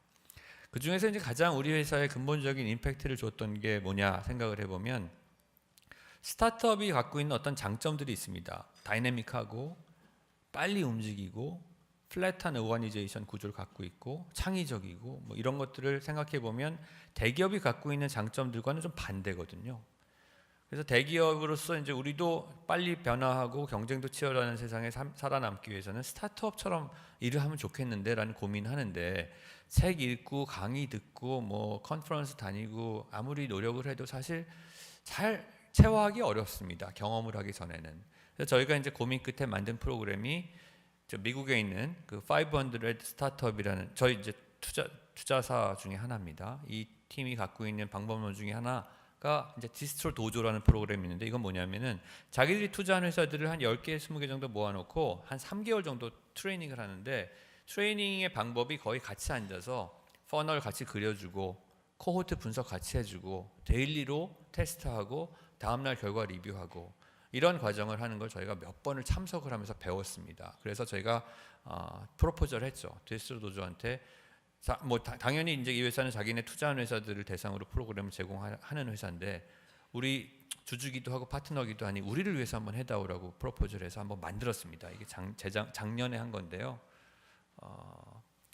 한 40명 정도 저희 팀에서 참여를 했고 총 12주 프로그램입니다. 굉장히 많은 투자를 한 겁니다. 저희 입장에서는.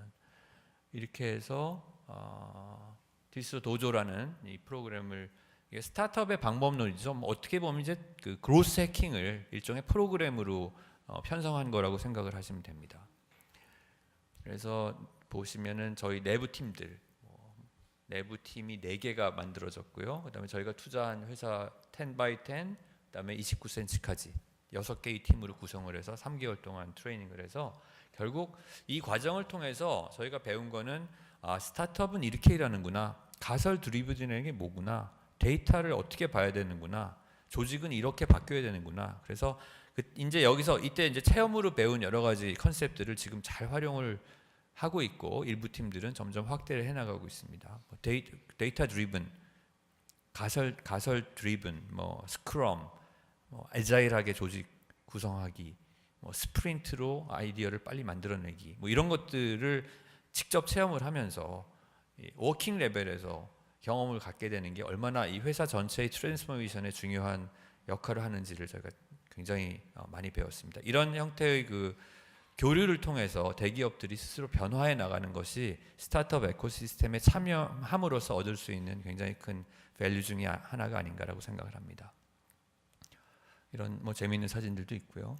마지막으로 제가 드리고 싶은 말은, 저희 같은 경우는 이제 스타트업에 참여를 하고 투자를 하면서 굉장히 많은 도움을 얻고 있다고 생각을 합니다. 이런 경험들이 다른 대기업들한테도 전파가 돼서 한국 경제 성장에 기여를 했으면 좋겠다는 생각인데, 몇 가지 이제 제약 조건이 있습니다. 특히 이제 뭐 제일 큰 주제는 CVC입니다. CVC가 좀 활성화되고 허용이 돼서 한국 대기업들이 투자를 활성화하고, 아까 이제 구 전문위원도 말씀하셨지만 더 많은 자금과 역량이 스타트업 쪽으로 투입이 돼서 대기업과의 교류를 통해서 선순환 고리를 만들고 상생할 수 있는 그런 이 구조가 또는 제도적인 장치들이 필요한데 아마 CVC 같은 이 좋은 툴들이 잘 활용이 되면 좋지 않을까 생각을 합니다. 감사합니다. 네, 실질적인 스타트업 투자 사례, 협업 사례, 그리고 뭐 스타트업 생태계를 배우기 위한 그 GS 홈쇼핑의 그 노력에 대해서 아주 생생한 이야기를 이렇게 들었습니다. 이제 마지막으로 이번에는 일본에서 온 손님입니다. 그 스타트업 생태계 활성화를 위한 민간 협력에 대해서 발표를 해줄 하이크벤처스 공동 창업자인 그 다카히로 쇼지님을 무대로 모시겠습니다. 다카히로는 원래 디지털 거라지라는 일본의 유명한 투자사에서 이렇게 투자 심사역으로 오랫동안 그 일을 했었고요. 저하고는 사실 그 실리콘밸리에서 같이 투자를 한 회사가 있어서 알게 됐습니다. 그래서 오늘 발표는 사실 일본에 대한 얘기보다는 이 요즘에 캐나다 몬트리올에 가서 AI 생태계를 좀 만드는 일을 도와주고 있는데 거기에서의 본인의 그런 경험을 공유하겠다고 합니다. 네, 박수로 맞아 주시기 바랍니다. 감사합니다. Thank you for the introduction. I'm Taka Shoji. I actually based in Japan, but we heavily invest in Canada and the United States. And today I'd like to introduce about what's happening in Canada as the governmental support program for startups. So first of all, I would like to introduce a little bit about ourselves, Hike Ventures. We actually started Hike Ventures this year, February, so it's very new. It's same as startups. So we heavily focus on artificial intelligence and machine learning, and we heavily invest in Canada and United States. I will talk more about why we focus on Canada and United States. And we basically based in San Francisco and Tokyo, and we actually still raising capital for the first fund, and we truly same as a startup. And okay, we skip this. Before I start the ecosystem itself, I want to introduce why AI is now a very important component to enhance the whole ecosystem. And this is the kind of the whole picture of what's going on for each industries. And this is the kind of the concept of the kind of the Andreessen Horowitz, Mark Andreessen. So when Mark Andreessen in 2011 said that software is the world, and now what's happening is like the statement that Mark Andreessen said became true. So like media companies, the media segment, BuzzFeed, Fox Media, a lot of new digital media became very big, and retail and marketplaces, Amazon is taking a lot of share for the retail, and Tesla is taking the car industries, and Uber just started from taxi delivery application, but right now they are taking a lot of portion of transportation segment itself. So a lot of software-based companies are taking the existing legacy industries, and these kind of software company is getting bigger and bigger, and these software companies is doing a lot of research and development for AI because AI is going to enhance their capabilities. That's why tech giants are willing to spend a lot of money for having the new invention and new innovations. And this is kind of example of the type of the large enterprises research institute. IBM, Facebook, DeepMind is part of Google, but they are still relatively independent compared with the another Google functions. And Amazon has their own research and development, Baidu has it, and obviously Apple has it, and IBM also have their own research and development. And they spend huge amount of money, and like another like small companies and the middle-sized company is really difficult to catch up with the very new inventions. So at this point, governmental support will need it because tech giants are spending so much amount of money, and what government and what local ecosystem can compete against these kind of ecosystem, because basically these tech giants are basically based in China and United States. And China is supporting a lot of startups and AI strategies, but United States is very unique. It's really like commercial driven compared with the governmental driven market. But for like another cities, so we need more collaborations. And these three organizations, Victor, Miller, Amy, is the kind of the example of Canada. So Canada deployed a lot of money to build AI Research and Development Center. And also this is the example how they spend. And Amazon is obviously spending a lot of money. And also Microsoft, Apple, Google is spending a lot of money. Actually, this is sort of similar with the ranking of the variation. Actually, Google variation is much higher than rest of the kind of right side of the company, but the Google started AI research and development from long time before which Amazon and Apple started. That's why they have a lot of advantages. So Amazon is obviously the #1 player who's spending a lot of money, but they are kind of the investment heavy company, so they try to catch up and they try to be the #1 of this market. And to compete against that kind of giant, so why we need governmental support? Because one reason is cash. Because a lot of tech giants has a lot of cash, which normal company cannot spend, which means like country, if spend more to enhance AI technologies, it's going to be very, very good ecosystem. And also talent. Even for tech giants, they need a lot of talent to hiring. So government has to do a lot of effort to enhance their incubation stream.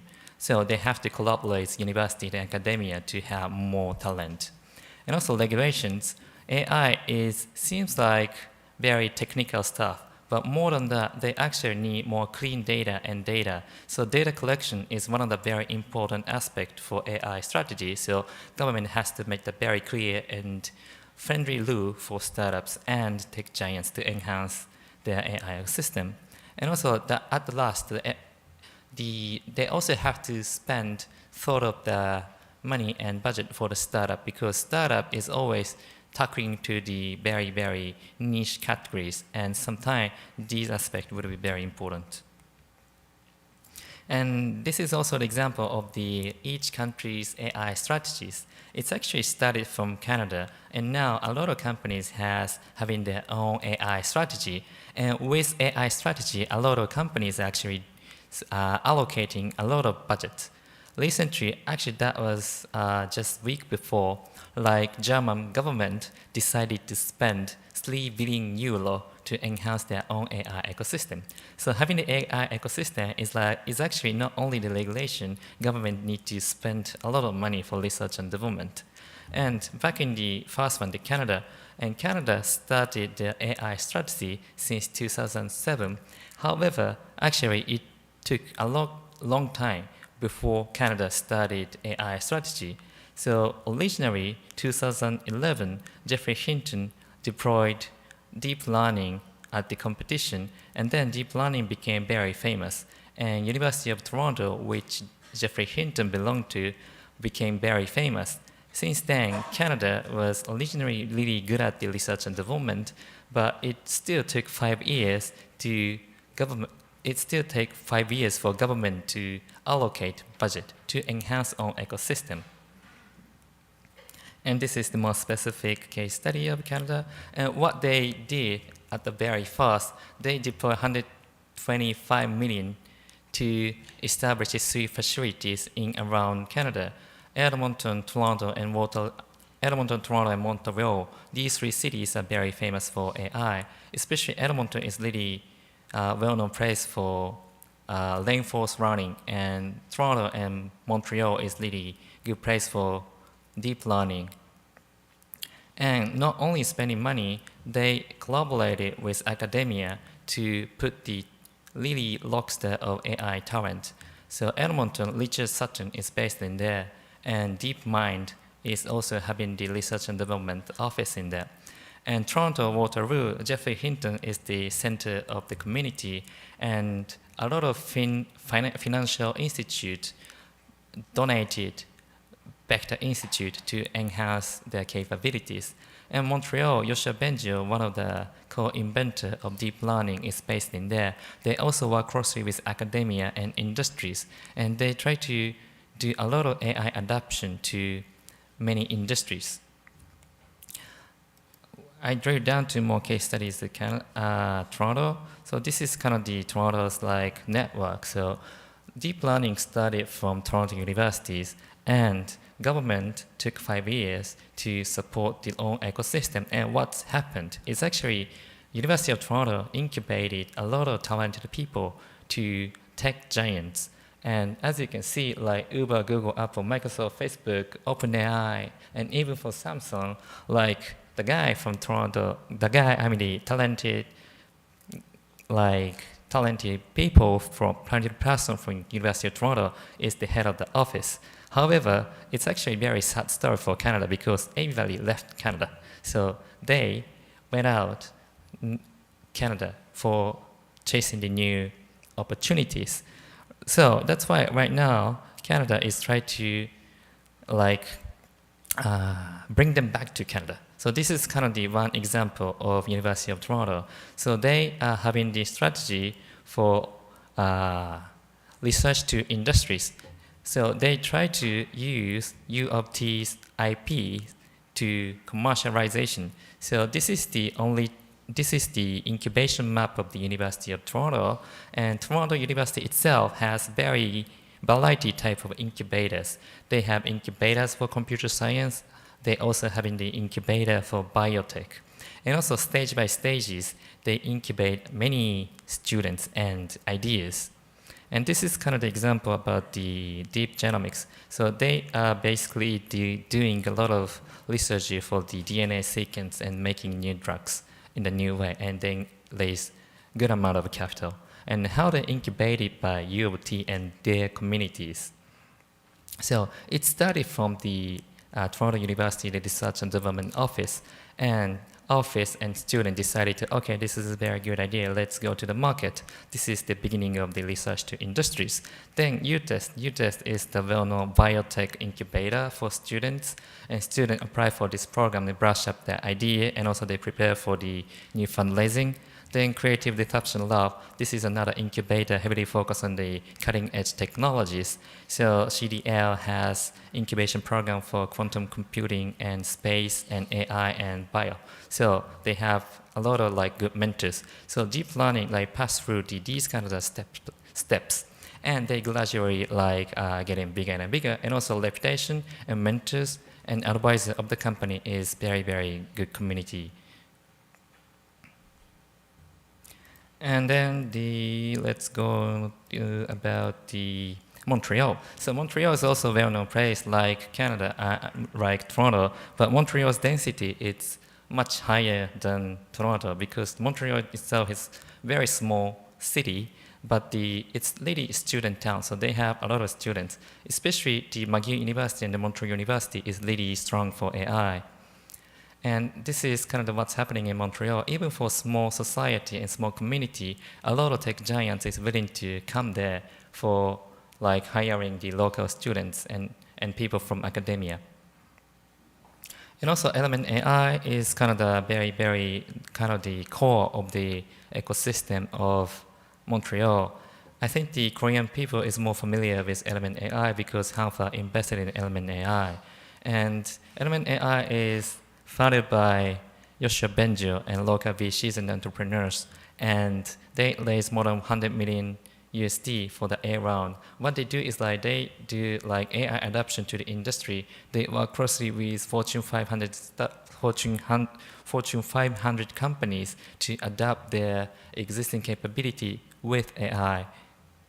And also this is very good for you guys. So they have alliance with Korean Fund. So they're willing to deploy money to AI startups. So it's actually really good activities from Canada and from Korea because not only having the own ecosystem, they are really flexible to work together with very, very, one of the top tier companies in this way. So in Japan, all the time, we have more closed society compared with Korea.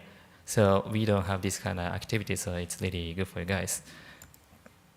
And this is kind of the ecosystem map of Canada, entire Canada. So in the center of the circle, there is incubators and university and research and development centers. And these research and development center has each cluster which they are really good at, and b- b- and also it's surrounded by a lot of startups. So it's kind of a really good combination with like academia and incubator and startup also can be in the community. And community itself is still small, so that's why they are all like families. And a little bit example about Japan, and in fact Japan was the second mover to have AI strategy, but governmental activities are not active like Canada. Actually, government is spending money for incubating the ecosystem, but truth is like we cannot see where money goes. And also this is the not the governmental support, but the example. The Toyota is going to start the new research and development center in Tokyo. Actually, Toyota Research Center started from United States in 2015, and now they decided to have the own R&D center in Tokyo, and they are aiming to hire 1,000 people. And this is supported by Toyota and Toyota-related companies such as Aishin and Denso. It seems like there's no big governmental support and academia support. It's really commercial-driven activities. And according to the statement, TLI, they use English as a common languages. This is kind of a very standard starting point for the Japanese, like how we like attract more foreign talented people. So always Japanese language was very unique, and we don't have a lot of like English capable like talented or communities except Rakuten. So Toyota was kind of brave to they have this separate entity to host a lot of international talent into the Japanese market. However, but still like Japanese ecosystem is divided. I mean, the Toyota decided to use the English as a common language. But actually, truth is like in Japan, Japanese-speaking entrepreneur community or researcher community and English-speaking entrepreneur and researcher community is very divided. Like when Japan hosts events such as Slash and Tech in Asia, a lot of English-speaking talented people get together, but domestic people never comes. And when domestic event hosted, a lot of domestic people go there, and community never crossover. So that's still we have the problem. To move forward, so we need more like some sort of the landing point to have the kind of the both culture or mix the culture. And Japan need more talent and outsider to stimulate the ecosystem because we are still domestic and legacy companies doing pretty okay. And like Canada, they lost BlackBerry and they had to change and they had to move forward. And Finland, they also had Nokia, and when they lost Nokia, they started slashing a lot of startup-friendly, like governmental support. So still, Japan doesn't have enough disruption. Obviously, we don't want to have disruptions, but disruption is going to be the stimulation for enhancing new society and ecosystem. And Japan, last year we had 2,700 million total raising capital for the startups, and Canada had 300 million. So compared with the population, Japan is 120 million, and Canada is about 36 million. So population is very different, but the density of the money for startups is very different. I can say the same stuff in Korea. Like Korean's population is much smaller than Japan, but actually density of the budget and venture capital's money to the start is really stronger. So which means like right now the money is money. However, in 2 or 3 years later, this is going to be the very big like difference. Okay, that's it from me. Thank you very much.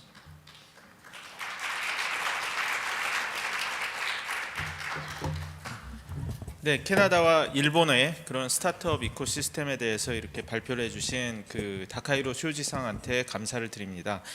예, 앞선 그 5분 연사분들의 발제를 다 들으셨는데요. 지금부터 세션 발표와 관련된 패널 토의를 시작하도록 하겠습니다. 예, 저희 이미 질문이 굉장히 많이 올라와서요. 여기 있는 것들도 다 그 소화하기 어려울 것 같은데 그래도 꼭 하시고 싶은 질문이 있으시면은 해주시면 될 것 같고요. 네. 그리고 지금이 이제 12시까지 30분이 남았는데 30분 동안 해서 점심시간이 오늘은 짧기 때문에 가능한 한 12시에 끝내는 것으로 하도록 하겠습니다. 안녕하세요. 네, 그 올라온 질문들이 많아서요. 제가 그 심플로에 올라온 질문들로 해서 패널 여러분들한테 빠르게 이렇게 좀 질문을 드리도록 하겠습니다.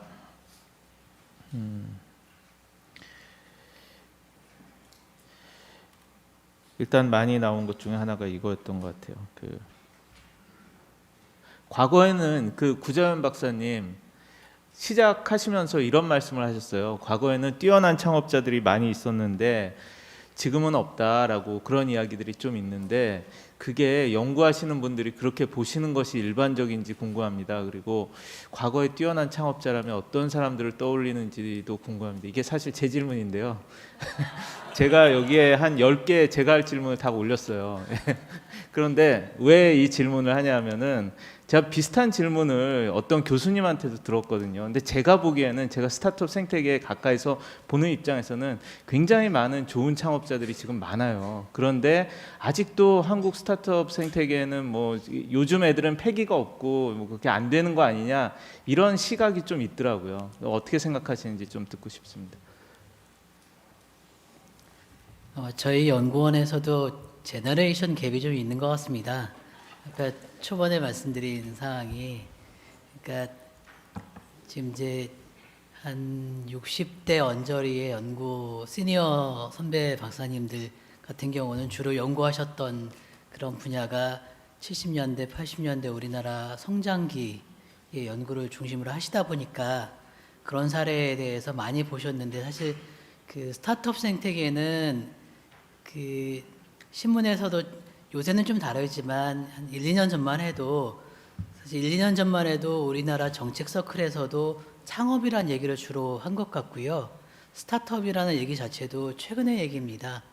그런 상황에서 놓고 보면 과거에 연구하셨던 시니어 교수님들이나 박사님들 같은 경우는 좀 그 아까도 이제 말씀하셨지만 우리나라 대기업 성공 사례에 비춰봤을 때 그런 게 부족한 거 아니라고 느끼는 것 같고요. 또 저같이 조금 이제 제가 아주 영하진 않지만 또 스타트업 생태계를 연구하는 박사님들은 말씀하신 대로 굉장히 많은 또 과거와는 또 다른 패러다임을 갖고 그 또 접근 방법을 가지고 계신 분들이 많이 있고, 또 그리고 그 제가 보기에는 창업 생태계도 2, 3년 전과 지금하고 또 굉장히 많이 다른 것 같습니다. 그 어제 그저께 이제 핀테크 스타트업도 보면 그 토스가 어느 정도 우리나라에서 이제 유니콘에 가까이 있는 핀테크인데요. 그 토스가 설명할 때 몇백 명이 앉아서 들으셨었거든요. 그런 이제 성공 사례들이 좀 더 많이 나오고 그러면 그런 부분에 대한 또 국민들 인식도 또 학계에서 연구자 인식도 많이 달라질 거라고 생각합니다. 네, 좀 인식이 많이 바뀌어야 될 것 같습니다. 저희가 한국의 대표 스타트업이 어디냐 이런 설문을 해봐도 잘 그렇게 대답하시는 분들이 없거든요. 그래서 조금 더 관심을 갖고 봐야 될 것 같다라고 생각이 들고요. 이번에는 이재현 대표님께 그 질문을 드리고 싶은데요. 잠시만요. 네, 대표님은 그 미주, 유럽 외 전 세계의 창업 기업들에 대한 투자 및 컨설팅 사례를 직접 체험하거나 보셨다고 생각이 됩니다. 한국의 스타트업 또는 창업가가 성공적으로 글로벌 시장에 진출하기 위해서 가장 필요한 것은 어떤 것이라고 보시는지요? 네, 어려운 질문인데요. 한국의 스타트업 성공적으로 글로벌 시장에 진출하기 위한 필요한 것. 그냥 편하게 얘기해 주시면 될 것 같습니다. 네. 이 어학 랭귀지 스킬은 아니라고 생각해요. 그 예를 들어서 미국에 가기 위해서 영어를 해야 되느냐? 그 개인적으로 그럴 수 있지만 기업의 입장에서 그렇지 않습니다. 마인드가 가장 중요하고요. 일단 그 해외에 대한 이해가 굉장히 중요합니다. 제가 많이 받는 질문 중에 하나가, 제가 이제 골드만삭스에서 투자를 담당하다 보니까, 그리고 실제로 제가 투자하는 기업이 해외 진출하는 것을 지원을 하거든요. 그러다 보니까 특히 요즘에는 이제 국내 성장이 정체가 있다 보니까 해외 시장에 더 많이 눈을 돌리게 되는데, 저는 늘 이렇게 조언합니다. 국내에서 성공하는 것보다 해외 성공이 더 어렵다. 왜 어렵냐면요. 잘 모르기 때문이에요. 이해도가 낮기 때문입니다. 그래서 저는 글로벌 시장에 진출한다는 것 자체는 일단 글로벌 시장 내가 어디에 진출할 것이고 무엇을 할 것인가에 대해서 명확하게 일단 계획이 서야 되고, 두 번째는 내가 진출하는 곳에 대해서 잘 이해를 해야 됩니다. 그래서 그것이 저는 일단 가장 중요하다고 생각합니다. 네, 이번에는 그 이태경 대표님께 좀 질문을 드리고 싶은데요. 스타트업 투자를 판단하실 때 팀을 많이 보신다고 이렇게 이야기를 하셨습니다만, 구체적으로 어떤 점을 보시는지. 왜냐하면 다들 아이디어가 중요하다고 생각하시는 분들이 굉장히 많잖아요. 그래서 그런 어프로치를 하고, 그리고 제가 이 덧붙여서 또 두 가지만 가볍게 여쭤보면, 거기에서 나이를 고려를 하신지. 왜냐하면 나이가 많으신 분들이 차별을 받는다, 투자 받는데, 그렇게 생각하시는 경우도 있고요. 또 아까도 또 그 이야기를 하셨는데 IT에 투자한 게 월등하다, 또 이야기를 듣고 절망하시는 분들이 많아요. 왜냐하면 약간 전통산업적이라든지 BIT 분야의 그런 회사인 우리는 그럼 투자를 못 받는 것이냐, 이런 얘기도 있는데, 그런 거에 대해서 조언을 해주신다면 어떻게 생각하십니까? 네, 질문 여기 좀 나눠서 한번 답변을 해보겠습니다. 그 첫 번째 주신 여기 올라온 질문인데요. 팀을 가장 많이 보는데 어떤 걸 보느냐 이제 질문하셨는데, 저희가 보는 건 크게 보면 시장성하고 팀 딱 두 가지가 저희가 보는 포인트라 볼 수 있고요. 왜냐하면 이제 저희뿐만 아니라 저희 이제 후속 투자하는 VC도 마찬가지지만, 이 스타트업이 어느 정도 클 수 있느냐, 저희가 어떻게 보면 자영업에 투자하는 건 아니거든요. 어느 정도 J컵을 그리고 훌륭한 벤처 기업이 될 수 있느냐를 보기 때문에 어느 정도 성장 가능성, 스케일업 가능성을 저희가 1차적으로 봅니다. 그 외에 나머지는 아까도 말씀드렸듯이 저희는 마치 카드 하나인 딱 팀 하나만 보고 모든 걸 이제 저희가 이제 판단을 해야 되는데요. 뭐 조금 더 디테일하게 이제 설명을 드리자면, 뭐 태도, 그리고 능력, 그리고 실행력, 뭐 이 세 가지 정도라고 볼 수 있을 것 같아요. 좀 더 세부적으로 나온다면, 이제 태도는 어떤 의미인가 하면, 어떤 팀은 정말 그 능력자들로 구성된 팀인데 조금만 힘들면 6개월 만에 붕괴되는 팀들도 있습니다. 그러니까 뭔가 멘탈이 약하거나 창업 동기 자체가 그렇게 강하지 못한 거죠. 이제 그런 것들은 저희가 이제 팀과 이야기를 통해서 저희가 체크를 합니다. 어떤 연유로 이 창업을 했는지 동기도 물어보고요. 그리고 이제 팀들 간에는 어떻게 구성이 됐는지 이제 이런 것들을 보는 거죠. 그리고 두 번째는 능력인데, 뭐 엄밀히 말하면 능력이라고 볼 수도 있지만 자질이라고 보는 게 더 맞을 것 같아요, 초기에는. 왜냐면 아직 검증되지 않은 능력들이 많기 때문에. 그러니까 이 팀이 뭐 학생 팀이든 아니면 뭐 저기 실제 직장 경력을 가졌던 팀이든 얼마만큼 그 러닝 커브가 빨리 올라갈 수 있느냐, 그러니까 1년이나 2년 뒤에 얼마만큼 빨리 쫓아오느냐, 그리고 이 친구들이 실제 지금 하고 있는 그 아이템이 자기네들이 정말 제일 잘할 수 있는 분야냐, 이제 이런 것들을 이제 보는 거고요.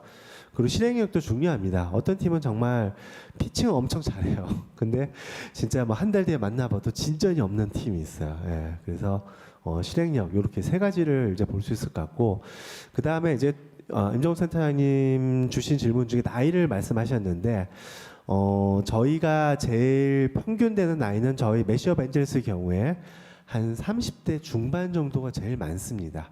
그러니까 젊게는 한 20대 후반부터 많게는 한 40대 중반까지 저희가 이제 투자를 하고 있고요. 그래서 뭐 저희보다 솔직히 더 이제는 저희 투자할 때는 40대 이제 후반이었는데 이제 50대가 되신 저희 팀도 있으세요. 그래서 뭐 나이라는 게 꼭 저희가 젊은 사람만 선호한다 이런 건 아니고요. 또 업력이 진짜 필요한 B2B 비즈니스 같은 경우는 저는 30대 초반보다는 오히려 30대 후반이나 40대 초반 정도가 더 적절하다고 보기도 하거든요. 그렇기 때문에 뭐 무조건 나이가 많으시다고 저는 뭐 저희가 뭐 투자를 안 하거나 하는 게 아니고, 나이가 많으시더라도 되게 영한 사고를 가지신 분이 계시고요. 젊은 친구인데 상당히 올드한 사고 방식을 가지신 분이 계십니다. 그래서 어떻게 보면 뭐 어떤 육체적인 나이보다 조금 더 정신적인 나이가 좀 중요하지 않은가 싶은 생각 들고, 세 번째는 이제 IT 말씀하셨는데, 뭐 예전에 제가 엔젤 투자할 때 실제 결과가 IT 투자가 좋았고 나머지는 많이 나빴다라고 말씀을 드렸던 거고요. 현재 매시업 엔젤스 같은 경우는 퓨어 IT 외에도 일반 생활 서비스는 오프라인까지 저희가 투자를 하고 있습니다. 실제 거기서 저희가 좋은 성과를 낸 경험도 있고, 실제로 저희가 많은 투자를 해본 그런 이제 인더스트리들은 저희가 점점 더 넓혀가고 있다. 그래서 꼭 IT가 아니어도 뭐 저희 외에 또 이제 IT 외에 이제 뭐 제조를 전문으로 투자하시는 분도 계시고 하니까 맞는 투자자를 찾아가시면 되지 않을까 그런 생각을 합니다. 그러고 보니 치킨집에 투자하셨죠?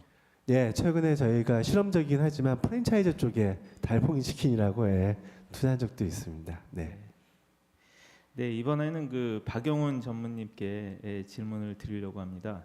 그 많은 대기업들이 스타트업과 협업하거나 투자를 고려하는 그런 시대인데 실제로 스타트업하고 협업을 해서 어떤 효과가 있냐, 뭐 그게 뭔지 잘 모르겠다라고 이렇게 하는 그런 경우도 많고 그래서 그 아까 이야기를 하셨는데 어떤 효과를 얻는지 하고요. 그리고 또 하나는 많은 대기업들이 또 그러면서 물어보는 게 솔직히 스타트업 하는데 어떻게 해야 되는지 모르겠다. 어떻게 접근을 해야 되는지도 모르겠고 어떻게 사내 아는 사람들도 하나도 없는데 회장님이 오셔가지고 하라고 그러는데 어떻게 하냐. 돈은 안 쓰고도. 예, 그거에 대해서 어떻게 조언을 해주시겠습니까? 대기업의 스타트업 투자를 고민하는 회사들이 굉장히 많이 늘어나고 있는 것 같습니다. 저한테도 사실 많은 문의가 들어오고 있고 디스커션도 많이 하는데 제일 궁극적인 퀘스천이에요. 대기업들은 아시다시피 돈이 많아요. 사내 유보금이 많고 캐시플로우가 있기 때문에 돈을 벌려고 벤처 캐피탈을 시작하는 경우는 별로 없다고 보시면 됩니다. 돈 벌 땐 딴 데도 많이 있어요. 오늘은. 근데 이제 내일은 어떻게 할지가 문제거든요. 그럼 내일을 위한 대비로서 스타트업하고 뭔가를 하고 싶다라는 게 이제 출발점인데 그럼 뭘 얻을 수 있느냐, 어떻게 해야 되느냐 그 두 가지가 결국은 핵심적인 질문입니다. 뭘 얻을 수 있느냐라는 차원에서 접근을 하자면 과거에는 이제 굉장히 폐쇄적인 형태의 기업들이 이제 대부분이었죠. 뭐 포드는 자동차 기업들은 자동차의 계열 쫙 만들어지고 일종의 사일로 인더스트리 또는 버티컬 인더스트리가 만들어지고 대기업 자체적인 R&D, 자체적인 사업 개발, 자체적인 뭐 고투 마켓 이런 식으로 이제 이 모든 것을 다 하는 그런 세상이었는데 지금은 일단 컴퓨팅 파워가 너무 좋아졌고 가격도 싸졌고 모든 게 오픈 소스고 전부 다 SaaS 또는 클라우드에 올라가 있기 때문에 누구나 쉽게 아이디어를 구현할 수 있는 세상이 됐지 않습니까? 그래서 기업이 과거에 독점했던 어떤 R&D나 새로운 사업에 대한 투자 여력이 싸지면서 엔트리 배리어가 낮아지면서 외부 생태계에서 굉장히 많은 혁신이 일어나고 있다는 게 이제 제일 큰 딜레마입니다. 그럼 외부에서 만들어진 혁신을 그냥 놔두고 궁극적으로 경쟁자로 만들 거냐 아니면 그 혁신과 함께 하면서 흡수를 하건 우리랑 같이 파트너십을 할 거냐의 문제입니다.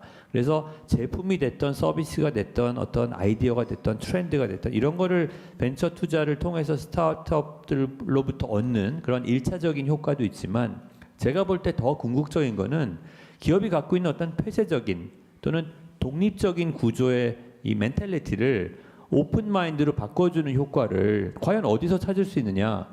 저는 스타트업 에코시스템과의 교류 없이는 불가능하다고 봅니다.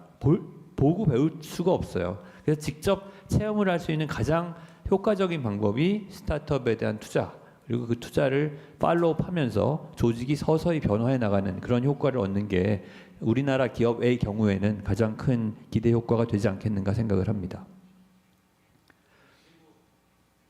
그리고 간단히 어떻게 접근하면 되는지, 첫 시작을 어떻게 하면 되는지. 아무것도 모르는 대기업 입장에서. 네.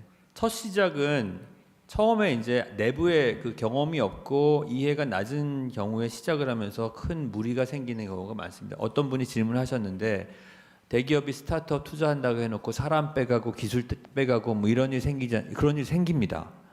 그 옛날보다는 줄어들긴 했지만 아직도 존재하고 그럼 그런 일이 왜 생기는지 그리고 어떻게 하면 피할 수 있을지에 대한 고민이 필요한데 제가 볼 때 그런 일이 왜 생기냐면은 스타트업을 투자해서 그 에코시스템을 또는 전체적인 파트너십을 가져가겠다라는 체계적인 접근이 아니라 단위 사업부에서 그 스타트업의 어떤 장점만을 부러워 또는 아쉬워서 이렇게 딜을 하는 경우에는 그런 사고가 납니다. 그래서 항상 한 회사에서는 전체적으로 우리 회사는 스타트업에 대해서 어떤 전략과 접근 방법을 갖는다라는 이 회사 차원의 팔러시가 필요하고요. 그 팔러시를 집행하고 있는 부서가 있어야 됩니다. 그 부서가 조율을 해줘야 돼요. 그래서 사업부가 갖고 있는 어떤 니즈나 뭐 이런 분야에 투자하고 싶어요, 하고 싶어요 할 때 컨트롤 해주고 매니지를 해주지 않으면 사고가 날 수밖에 없습니다. 그래서 그런 형태의 좀 체계적인 접근이 필요하고, 두 번째로 처음부터 그걸 이렇게 확대하는 거는 리스크도 있고 잘 모르기 때문에 제가 추천하는 방법은 각 회사에서 가장 궁금해하는 산업 분야의 전문성을 가지고 있는 벤처 캐피탈 펀드에 LP로 참여를 해서 LP, GP 관계를 통해서 본인이 투자한 금액의 레버리지 효과도 있고 하니 충분히 그 GP를 통한 네트워크를 가지면서 내부의 어떤 자신감도 쌓고 경험도 쌓고 신뢰를 만든 다음에 순차적으로 직접 투자 네. 단계로 진화해 나가는 게 안전하지 않을까라고 생각을 합니다. 네, 역시 그 LP 투자를 또 권유해 주시는군요. 네, 이번에는 다카이로 상한테 질문을 드리겠습니다. 다카이로 상은 일단 이런 질문이 있고요. Universities in Canada seems to be the forefront of incubating AI to everyday life. Do you think this creativity could be related to the education and or the environment of those communities? 그리고 또 하나, one more. I'd like to ask this. 한국에도 카이스트 같은 유명한 연구 중심 대학이 있습니다. 대전 같은 곳에 캐나다처럼 AI 생태계를 만들고 글로벌 기업들이 R&D 센터를 유치하려면 어떻게 해야 할까요?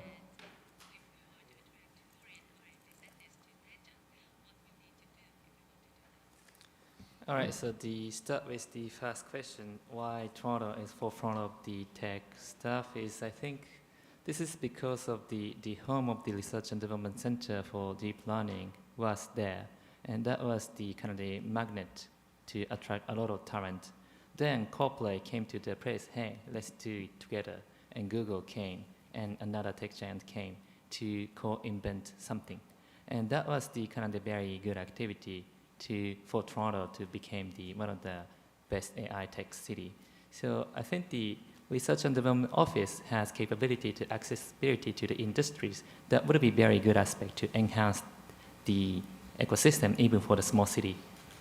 And next question was, so Korea has own Research and Development Center and how to attract foreign people. This is a very, very good question. In fact, Tokyo has very good AI research and development center in Tokyo University, but always language is the barrier to attract foreign communities. And I think recently Taiwanese government decided to slightly shifting to their languages to English, especially for education side. And Amazon and Google decided to move to their research and development center to Taiwan from Singapore, because Singapore became very expensive for them, and they thought Taiwan would be the ideal place to access around North Asia. And if even for the small community, open up the kind of the everything in English, maybe that would be the very good what should I say, like, could be the topic to attract more, like, foreign communities. And if you have more, like, mixed culture in one place, and mixed culture-based research and development and product would be the worldwide product, I think. Basically, the Korea is, in general, is really good for promotion. So if you promote a lot, like musicians, maybe you guys can do it, I think. Okay. Thank you very much. 다음에는 이재현 그 전무님께 질문을 드리겠습니다.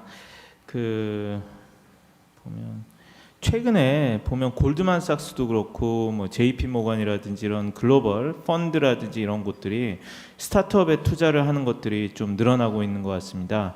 원래는 그 스타트업에는 이런 벤처 캐피탈 창투사만 투자를 한다라고 생각을 했는데 왜 요즘에 이런 현상들이 일어나고 이런 게 그 생태계에 어떤 이런 변화를 만들어주고 있나요? 역사적으로 보면 사실은 스타트업 단계에서 투자한 사례는 과거부터 많이 있었고요. 그러니까 골만삭스가 이제 여러 가지 업무를 하는 종합 금융사입니다만 투자 업무가 또 가장 중요한 업무 중에 하나입니다. 그리고 투자의 스펙트럼, 그러니까 아주 작은 이 초창기 단계에서부터 아주 머추어한 이 성숙한 단계까지 모든 단계에서 투자를 하고 있어요. 그 중국 같은 경우도 저희가 뭐 알리바바, 시나, 소후, 지금 이름만 들으면 다 아실 수 있는 그런 인터넷 기업들 저희 초기 투자가였어요. 너무 초기여서 사람들이 잘 모르실 정도로 초기였습니다. 그래서 역사는 굉장히 오래됐고요. 미국에서도 마찬가지로 그렇게 투자를 하고 있습니다.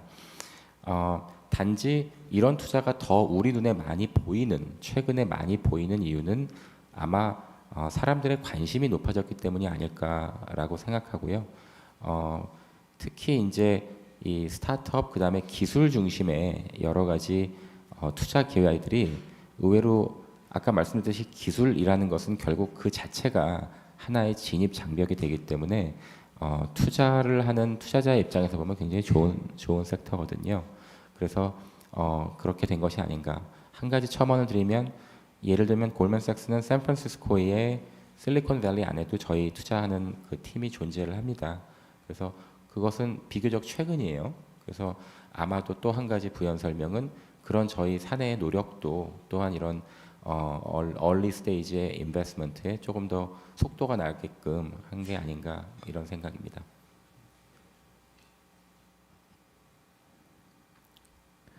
네, 이번엔 그 짧게 어디 갔지? 잠깐만요. 짧게 박용훈 전무님께 이렇게 질문을 드리고 싶은데요. 뭐 이거 간단한 질문입니다. 그 마케팅 컨설팅까지 이렇게 도와주고 뭐 이렇게 GS 홈쇼핑이 한다는 거에 놀랐는데 그 실제로 어떻게 하면 그런 도움을 받거나 투자를 받을 수 있는지요? 저희 투자팀에 전화해서 설명을 하겠다고 얘기하시면 됩니다. 네. 뭐 물론 이제 분야는 저희가 관심 있는 분야가 좀 있으니까 어떤 분야를 하시는지 미리 설명하면 친절하게 안내해 드릴 테니까. 네, 알겠습니다. 또 이런 질문도 있는데요. 이거는 그 구자연 박사님이나 이택경 대표님이 한번 말씀을 해주시면 좋을 것 같은데, 자금 조달에 대해서 이렇게 돈이 많이 풀렸다고 하지만 또 현장에서는 항상 그래도 나는 이렇게 받기 어렵고 유명한 그런 친구들만 이렇게 받는 게 아닌가라는 그런 생각들을 좀 하고 있는 것 같은데요. 어떻게 하면은 이런 것들을 좀 더 잘 받고 뭐 그럴 수가 있을까요? 제가 뭐 의견을 드리자면 이제 국내에 자금이 많이 풀렸잖아요. 근데 항상 투자 못 받는 팀 못 받습니다. 그 자금이 어디로 가느냐? 더 인기 있는 팀들의 자금이 더 몰려서 밸류션이 더 높아져요. 예, 그런데 그래서 뭐 자금이 다 풀렸지만 이제 모든 그게 스타트업에 이게 마치 이제 지원금처럼 도는 건 아니니까 분명히 차이는 있고요. 근데 이제 결국은 이제 초기 투자 같은 경우는 어필하실 수 있는 포인트를 많이 이제 좀 찾으시는 게 중요해요. 그래서 단순히 이제 투자자들을 콜드메일로 이제 이렇게 뭐 너무 좀 이제 좀 이제 전형적인 방법을 하시는 것보다 예를 들어서 뭐 오피스하우 같은 것들에 이제 좀 적극적으로 어필을 하셔서 한번 만나보시거나 투자자를 아니면 뭐 경진대회 같은 데서 어느 정도 좀 이제 어필하시거나 뭐 여기서 뭐 많은 걸 보여주실 필요는 없고요. 아까도 말씀드렸듯이 초기 투자는 팀을 많이 보는데 이 팀이 한번 만나볼 만한 팀이다라는 인식만 심어주시면 그 다음부터 이제 후속 미팅 일종의 애프터 신청을 받는 거죠. 받으시고 이제 그 다음에 잘하면 투자까지 연결될 수 있지 않을까 그렇게 생각을 합니다. 네. 이번 그 다카이로 상한테 질문을 드리고 싶은데요. 아까 그 음식 배달하는 배달민족 사례도 얘기해 주시고 그랬는데 한국에서는 그런 그 음식 배달이나 이런 것들에 이런 커미션이라든지 그런 것들을 내는 것을 별로 이렇게 사람들이 저항이 이렇게 많아서 결국은 커미션을 이렇게 없애고 광고 모델로 이렇게 바꾼 사례가 있거든요. 근데 일본 같은 경우는 세계에서 가장 그런 커미션이라든지 뭐 이런 B2B 소프트웨어 서비스 같은 것에 대한 이런 그 사람들이 대가를 잘 이런 돈을 잘 내는 그런 마켓으로 알려져 있습니다. 일본이 어떻게 해서 그렇게 그런 유료 서비스들이 잘 되는 마켓이 됐는지 어떻게 하면 되는지 그걸 좀 설명해 주시면 좋을 것 같아요. It's very interesting. So I think this is the cultural differences. We have a lot of agencies for every industries. For real estate, we have to rely on agencies, and also for advertisement, we have to rely on agencies to distribute everything. So all the time, honestly speaking, we have middlemen for all industries. Recently, we have activities to cut these middlemen, but still, we have like custom to pay fees for commissions to like middlemen to support, to connect one to another. So I think it's more like Japan has the very each community has very isolated. That's why like we needed some kind of connector to like connect one to another. I think that's the biggest difference. I'm not sure I'm answering the correctly to these questions because I can read. Okay, I was just curious. All right. Yeah. 그럼 구 박사님한테 질문 하나 드리면요. 그냥 간단히 KDI가 어떤 기관인가 소개해달라는 그런 게 이렇게 있었고요. 그리고 또 보면은 아까 지방 이야기를 좀 하셔서 지방의 그 창업 생태계, 그러니까 지자체들 입장에서 창업 생태계를 활성화하는 거에 대해서도 많은 이런 그 궁금 어떻게 하면 되느냐 이런 것들이 있는데 그런 거에 대해서 무슨 해법 같은 게 있을까요? 저희 KDI는 아까 말씀드린 대로 1971년에 설립이 되었고요. 정부가 펀딩을 제공하는 국책연구기관입니다. 1971년의 배경을 보시면 우리나라가 이제 굉장히 저개발 국가에서 국가를 개발시켜야 되는데 아마 정부에서도 노력을 많이 하셨겠지만 노력을 하실 때 그 경제 개발을 할 때의 정책적인 효과 또는 어떤 툴을 가져가야 되는지에 대한 그 굉장히 디테일한 경제적 분석을 해야 되는데요. 그거를 위해서 저희 KDI가 그 설립되었고 1970년대 경제개발 계획할 때 그 계획을 할 때 같이 정부랑 고민을 같이 했고요. 그러다 보니까 저희 연구원 같은 경우는 기획주정부랑 상당히 일을 많이 합니다. 그리고 연구 분야로만 놓고 보면 그 저희 연구원 같은 경우는 그 거시 연구에서 뭐 최근에 뉴스를 관심 있게 보시는 분 같으면 KDI가 뭐 내년도 경제 전망 얼마 뭐 이렇게 할 때 거시 전망을 하고요. 산업 전망, 고용 전망, 그러니까 굉장히 다양한 분야를 아울러서 연구를 합니다. 저 같은 경우는 이제 산업 쪽에 금융 산업 쪽에서 그 특히나 이제 벤처 창업 이런 쪽 금융 쪽 연구를 하고 있습니다. 그리고 그러니까 그 저희 연구원도 2013년 12월 25일, 6일 날 세종시로 내려갔습니다. 저희가 처음에 세종시로 내려갈 때에 지금 혹시 세종시로 와보신 분이 있는지 모르겠는데 저희 연구원 있을 때 그 남쪽 지역 전체가 저희 연구원 하나밖에 없었습니다.